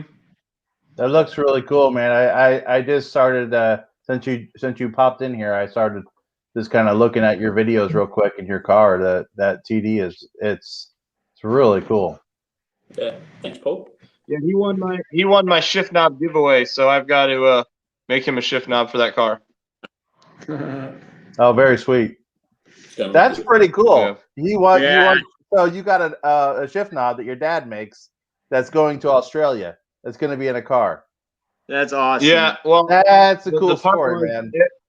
I had to like tell him to verify his thread pattern because this is a one-shot pony here. So if it doesn't work, we have to figure out something. Hey, man, what a cool start to the whole YouTube thing that you guys going on and everything. That's really cool. Yeah. Hey, later, too, pal.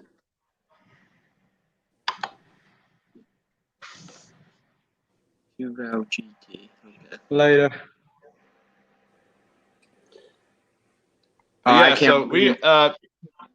So Jamie and Paul, I don't think I've seen you. Paul, have you seen my streams before? Have you been in one? I've only chatted on a few of them. I haven't actually joined in. Yeah, I try and do them every now. Like whenever I feel like it's been long enough, I'll pop in and do another. Yeah, I like doing these. I think they're fun. Yeah. Meet some interesting characters like those two kids from Texas that daily drive their MGBs, and that's awesome. They were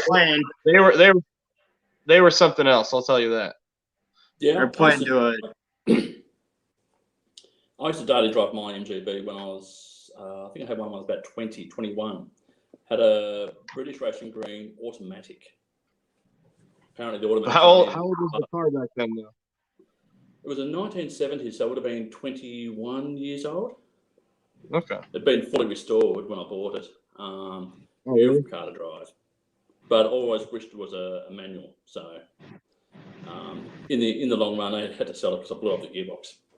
And I was driving up to about 150 k's a day just to go to work. So Wow. I got Say goodbye.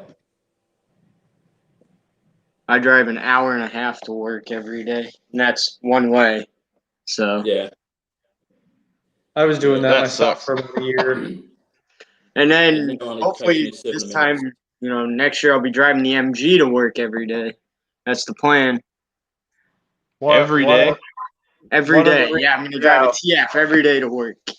In the One of the snow and reasons the I rain. bought it, one of the reasons I bought an MGB to help justify the project was because my daily driver is a Toyota Tundra. It gets like 13, 14 miles per gallon. Oh, I And I'm feel you, like, man. if I get an MGB, at least it gets like 20 miles per gallon. Exactly, I feel you because I got the F-150 with the 4.6. I get like you said, like 13 miles per gallon, and it's like, Right. Yeah, but your fuel's pretty cheap over there, though. Yeah.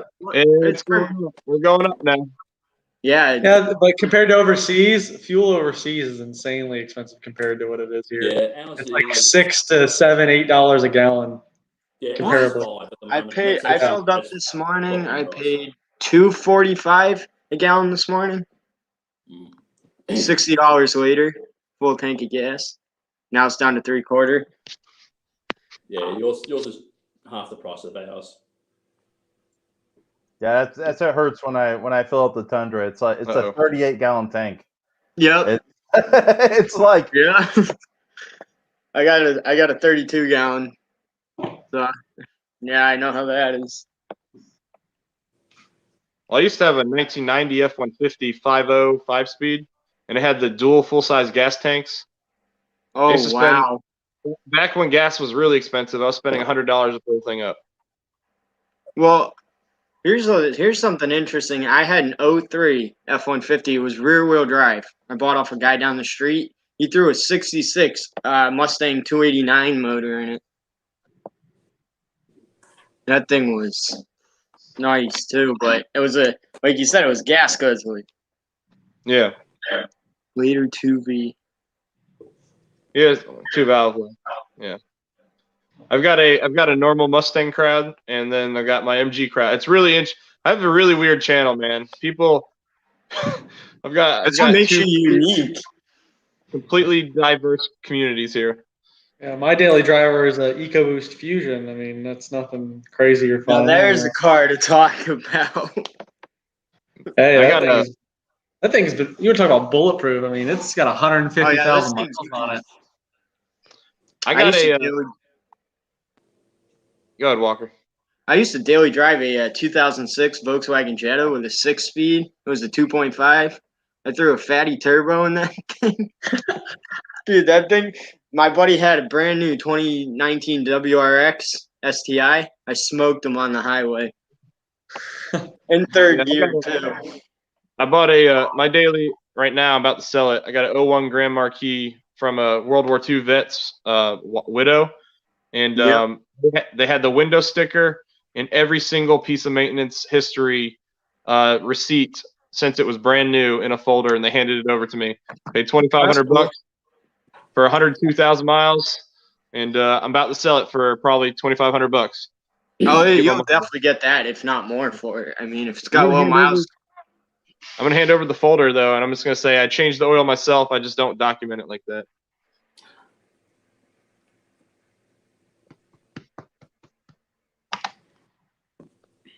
But, all right, let's see. So Paul, you said what do you have? You said you have two 77s. Is one running and one's not? Kinda. So I bought my first MGB last December, and it was the project that it's what got me into it and everything. And I started working on it, and I drove it home, but it still had a lot of problems and everything. And then I had another buddy of mine where he bought an MGB that had the 60-degree V6 conversion in it. Right. And he had another car that he's been another MGB that he's been restoring from taking it completely apart, I can't say frame off because they're not frames, but he's doing a kind of what I call like a pristine build. Yeah. And so he decided, he goes, I want to take the drivetrain out of this V6 and put it in this car that I'm building. He goes, I want to sell you this car with the drivetrain I was going to put in it, which included an overdrive transmission. Oh, that's cool. He gave me a really good deal on this car, and it's literally still in his garage that Nice. I'm working on it. And with the help from the Chicagoland MG Club and him and everything, we're working on that one. And now, because that one's my current project, the one that's in my garage currently, I want to get it fixed up enough to where I feel confident and ethical to sell it. Because I want to make sure everything's working properly and everything before I do sell it. So once I feel that it's an ethical car to sell, then I want to sell that one to help fund the other one. So somebody watching one of my videos? Oh no, that's me. It's like you're increasing your own views. I just got done rendering a video together. Well, I know Matt is not able I just to put together a little video for the rally. But Paul, would you be able to make Atlantic City in June? It's the big MG car show. Oh, I don't know. I've heard about it. I've heard the big one. I know a couple of people in the club I know are going to try to go to it. My goal right now is to have a car that I can drive and have fun with by April. Hey, I mean, my goal is, to get my TF running, at least running and drive. Well, not driving so much because I'm going to needs a new brake job and I don't, really have the space to do it at the moment. But my goal is to get the car running so I can, at least, when people come to look at it in Atlantic City, I can, put the hand crank in and it'll start right up. Nice. Which it does turn over, which I was surprised after sitting for 25 years. That, just poured some Marvel mystery oil, whatever that stuff is, in each of the cylinders, and it freed it right up. So what does that have in it for an engine?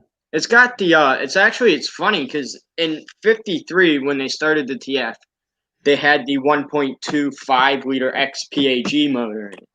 In 54, they continued that for up until, let's say March, April of 54, and then they put the XPEG motor in it, the 1500. Mine's a late 54 model year, so I still have the same engine as the TC, the TD in it. So you had the 1500 in it? I got the 1250 in it. You got the 1250. Actually, the original. Okay. I have the original engine in my car still. Original engine, cool. Original transmission. I mean, yeah. So, is that the same thing you have, Jamie? Yeah, exact same engine. I've just finished rebuilding mine. It's actually been rebuilt twice. I bought it from a guy who actually had passed away. He had rebuilt the engine about 20 odd years prior and never started it. So when I got it, I decided to strip it down, and thankfully I did, because there was actually a part missing off the front of the camshaft, that actually a locking plate. Right. That was actually missing. So I'm glad I actually pulled it apart and redid it. But it's now a 1.3 litre. It's been bought out. My engine, was rebuilt in the 90s by my great uncle. He got sick, gave it to my grandfather again. My grandfather started to rebuild the engine.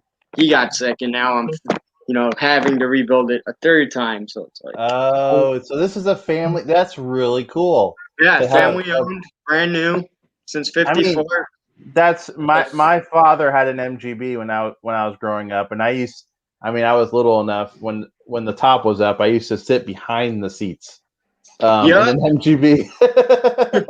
Well, you see, based off of your thing you just said, Paul, again, same here. I grew up MGs. My grandfather had, of course, he had his TF. He had an MGB for a couple years. He even had an MGA twin cam coupe for a while. And there's a home video of me, obviously, in the TF pretending to drive it because it was the only one that didn't run. But there are pictures of me on his lap at 2 and 3 years old in the MGA. Going down the street. I mean, it's just, it's so cool. I mean, the passion you share. Yeah. That's awesome. Yeah, when I started looking for a car for a project, and I was kind of torn because like my first car was a Volkswagen Beetle, so I was thinking about Beetles or Karmann Ghias or Ooh, Karmann Ghia. I love those. Or Yeah, those are and then I was also thinking about like the first gen Miatas.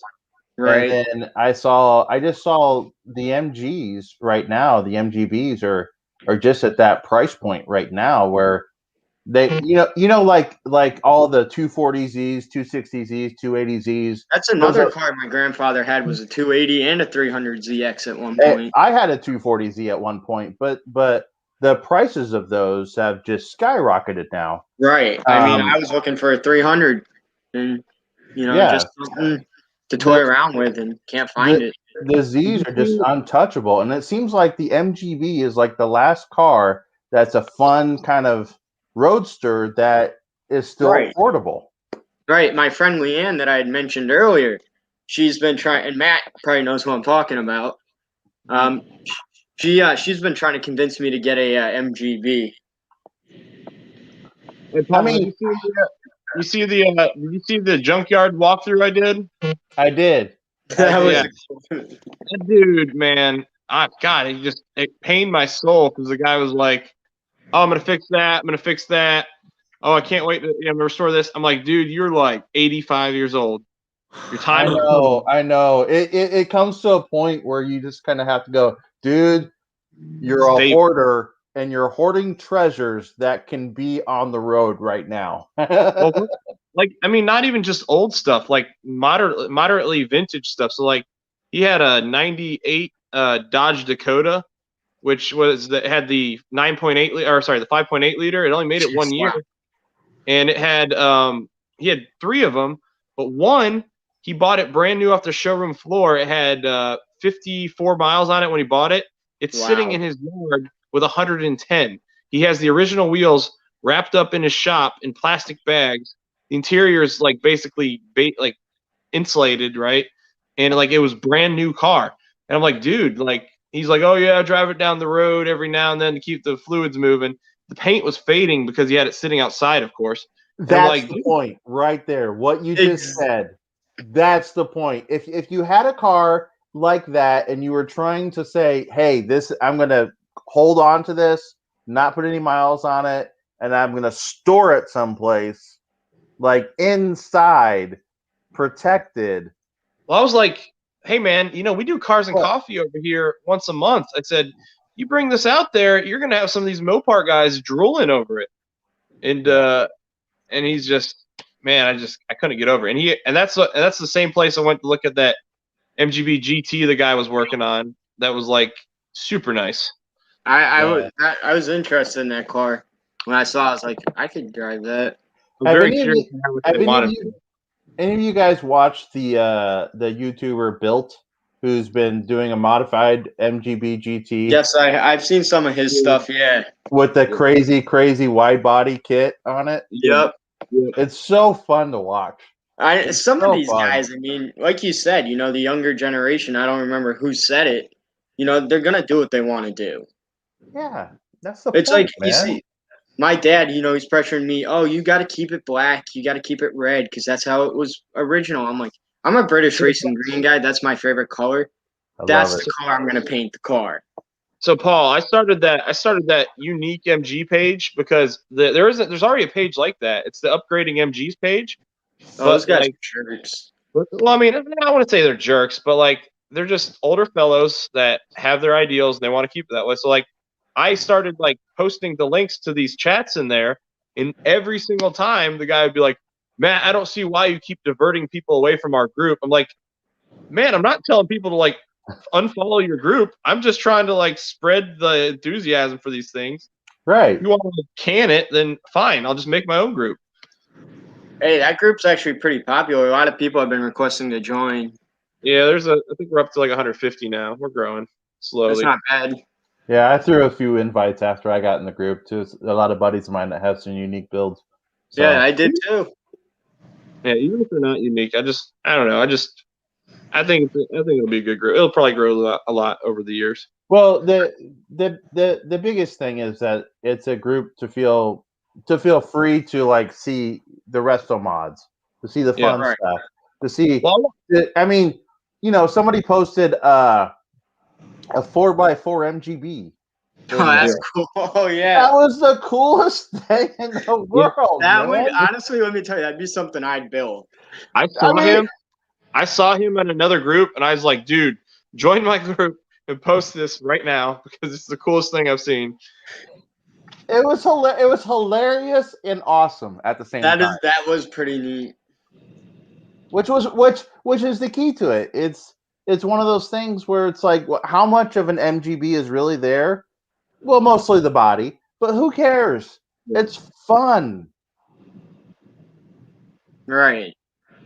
Yeah, I don't know, man. It just drives me crazy because I'm trying to like, I'm 31. I'm relatively young, right? So I'm trying to maybe do stuff other people wouldn't necessarily do. I'd like to make my car look like, hey, if enough people in the MG community know who I am and they see me at a group meeting or something, it's not gonna be the prettiest, but they'll be like, oh, that's Project Bobby B right there. And I don't know. I think that'd be pretty neat. Yeah. My kids would get a kick out of it, especially since they're the ones that named it. So that's awesome. That's really cool. Well, it's a really silly way that it got named. Like, I just asked my kids what they wanted to name it, and they said Bobby, and then because it was a MGB, it became Bobby B. So now it's Project Bobby. You know what's cool? I mean, I'm a father. I have 2 kids. My kids are 14 and 12 now. But both your channel and that Built channel, where I see the kids interacting with the dad, and they're involved. It's fun. It's just fun. It's great.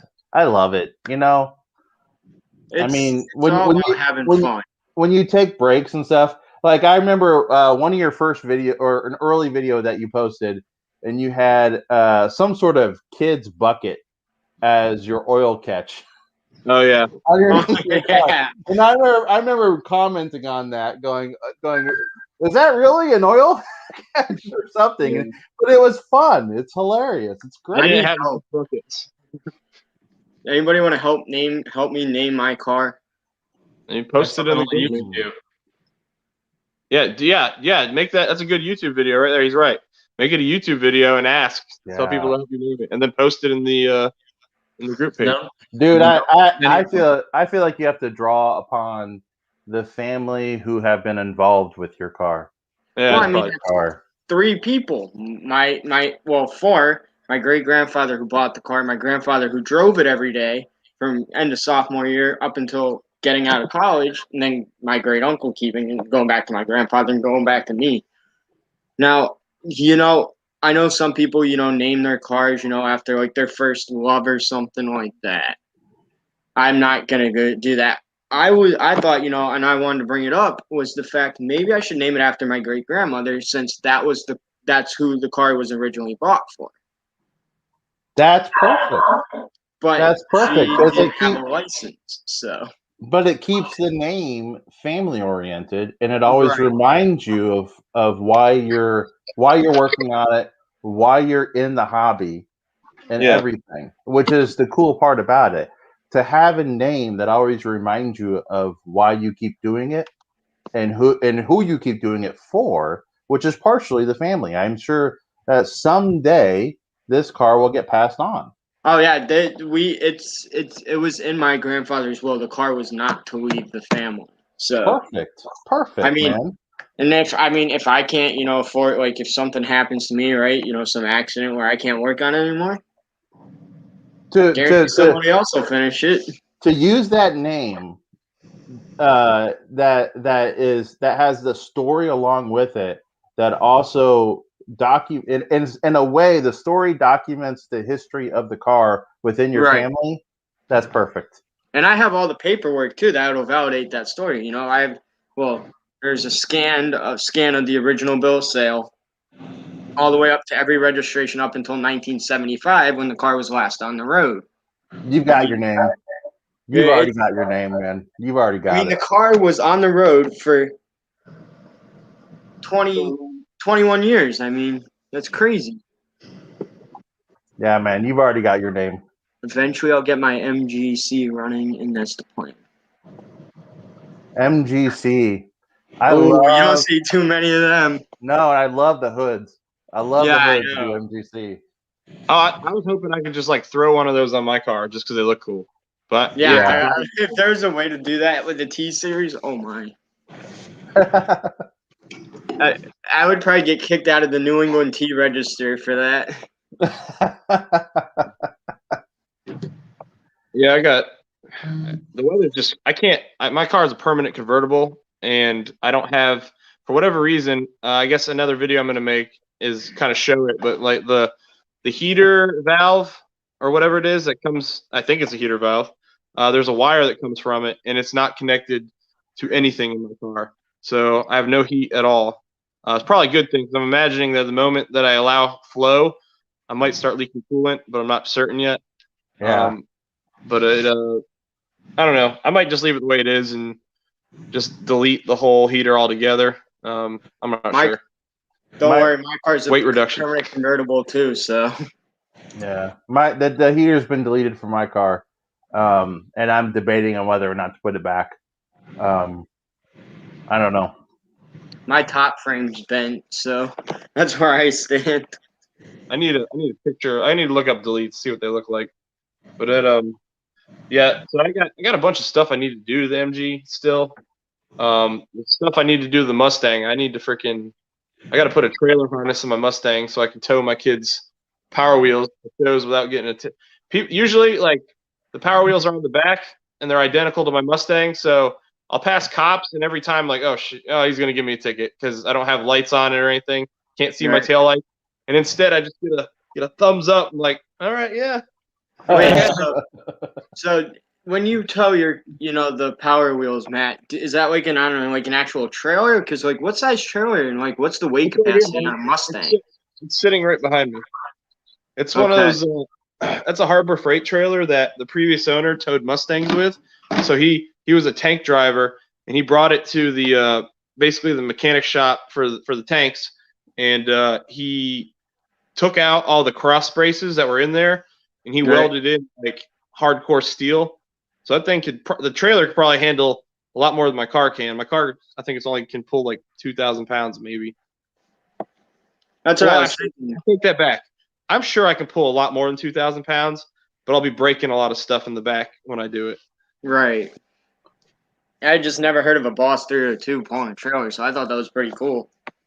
It's only for my kids, and what I like about it is the hitch is kind of hidden in between my diffuser back there. Right. So you can't really see it. And I don't know. And if it had to, as long as I'm not towing damn refrigerators, and I'm towing mini Boss 302s, I think it's cool. People think it's cool. Oh yeah. I actually got invited to I used to go to the American Muscle Show every year, and I was going to go last year, but the year before in 2019, I got invited to the specialty parking, and I had like the freaking best spot in the entire show, which was awesome. And my kid loved it, and we had a great time. I need to get. I'm not saying I need to have kids or anything, but I need to find someone younger who enjoys these cars as much as I do. Cause yeah, my kids are my youngest. He's a carbon copy of me, man. When I was a kid, I used to go to bed with like my entire bed lined with Hot Wheels, and it was like off the middle of the night. And this kid, we've got like no joke. I don't know how much you've seen, Anthony, but I've got two of these things custom done. I painted, and they're identical to my car. And we've got the Maisto, I think that's the company, the models they make. And I've got like probably 4 of those bosses in my house. One of them goes to preschool with him every single day. Oh, that's awesome. That's so cool. It eats dinner at the table with us. It sits there. Like, I'm not kidding, man. He takes it everywhere. And I mean, my son's attached to a couple of his cars too. Yeah, I mean, that MGTC model I showed earlier, that sits right on my headboard. Yeah. But it's I don't know, man. I'm very happy that I'm glad my kids are into it, because if they weren't, then I definitely wouldn't be able to do this. And like my wife, matter of fact, when I bought the MG, the guy was coming to buy my weight set so I could buy the MG. My wife played a joke on my oldest, and he was inside, and I was out in the garage waiting. And she told him, "Hey, Daddy's in the garage. He's about to sell the Mustang." And all I heard was, "No!" And he comes running. He opens the door and he goes, "Daddy, don't let that man take your Mustang." And there was like some standing there. Yeah, it was funny. But my wife would never make me get rid of these cars as long as we got dinner on the table. You know, we're good to go. Same here. But so what? Right, what year is your Mustang? It's a 2012 Boss 302. Okay. My dad had a 2010. It was a GT though, not a Boss. Yeah, those are the 3 valves. I used to have an 05 GT, which also had a 3 valve motor. Was that a 5.4 3 valve? No, the 3 valves. They're 4.6s. Okay, that's what I have in my F-150. But they're the 3 valve that I had. It was I had every bolt on except for cams, and they have by far like once they're cams, they have one of the nastiest sounding exhaust notes I've ever heard. And I love them. I love them. I wish my F-150. I got dual glass packs on it. Yeah, I wish I could find my first dual glass pack. I wish I could start my truck up and you guys could hear it, but probably piss off the neighbors. Yeah. AB up here, Anthony, his Mustang sounds real good too. Oh yeah. Oh, I lost an exhaust competition to a Miata because the Miata fans showed up. Man, the thing sounded. Oh, I was like, I got out of my car and I was like, "You guys kidding me? Like, really?" I got a video on my channel of that too. I was like, "What the hell were you guys thinking?" But all right, I think I got to end this, guys. I need to eat a snack or something before I go to bed. I got work in the morning. Thanks for doing this. same. Yeah, man. I'll catch you guys later. Yes, sir. Thanks for doing this. All right, See you take guys care. later.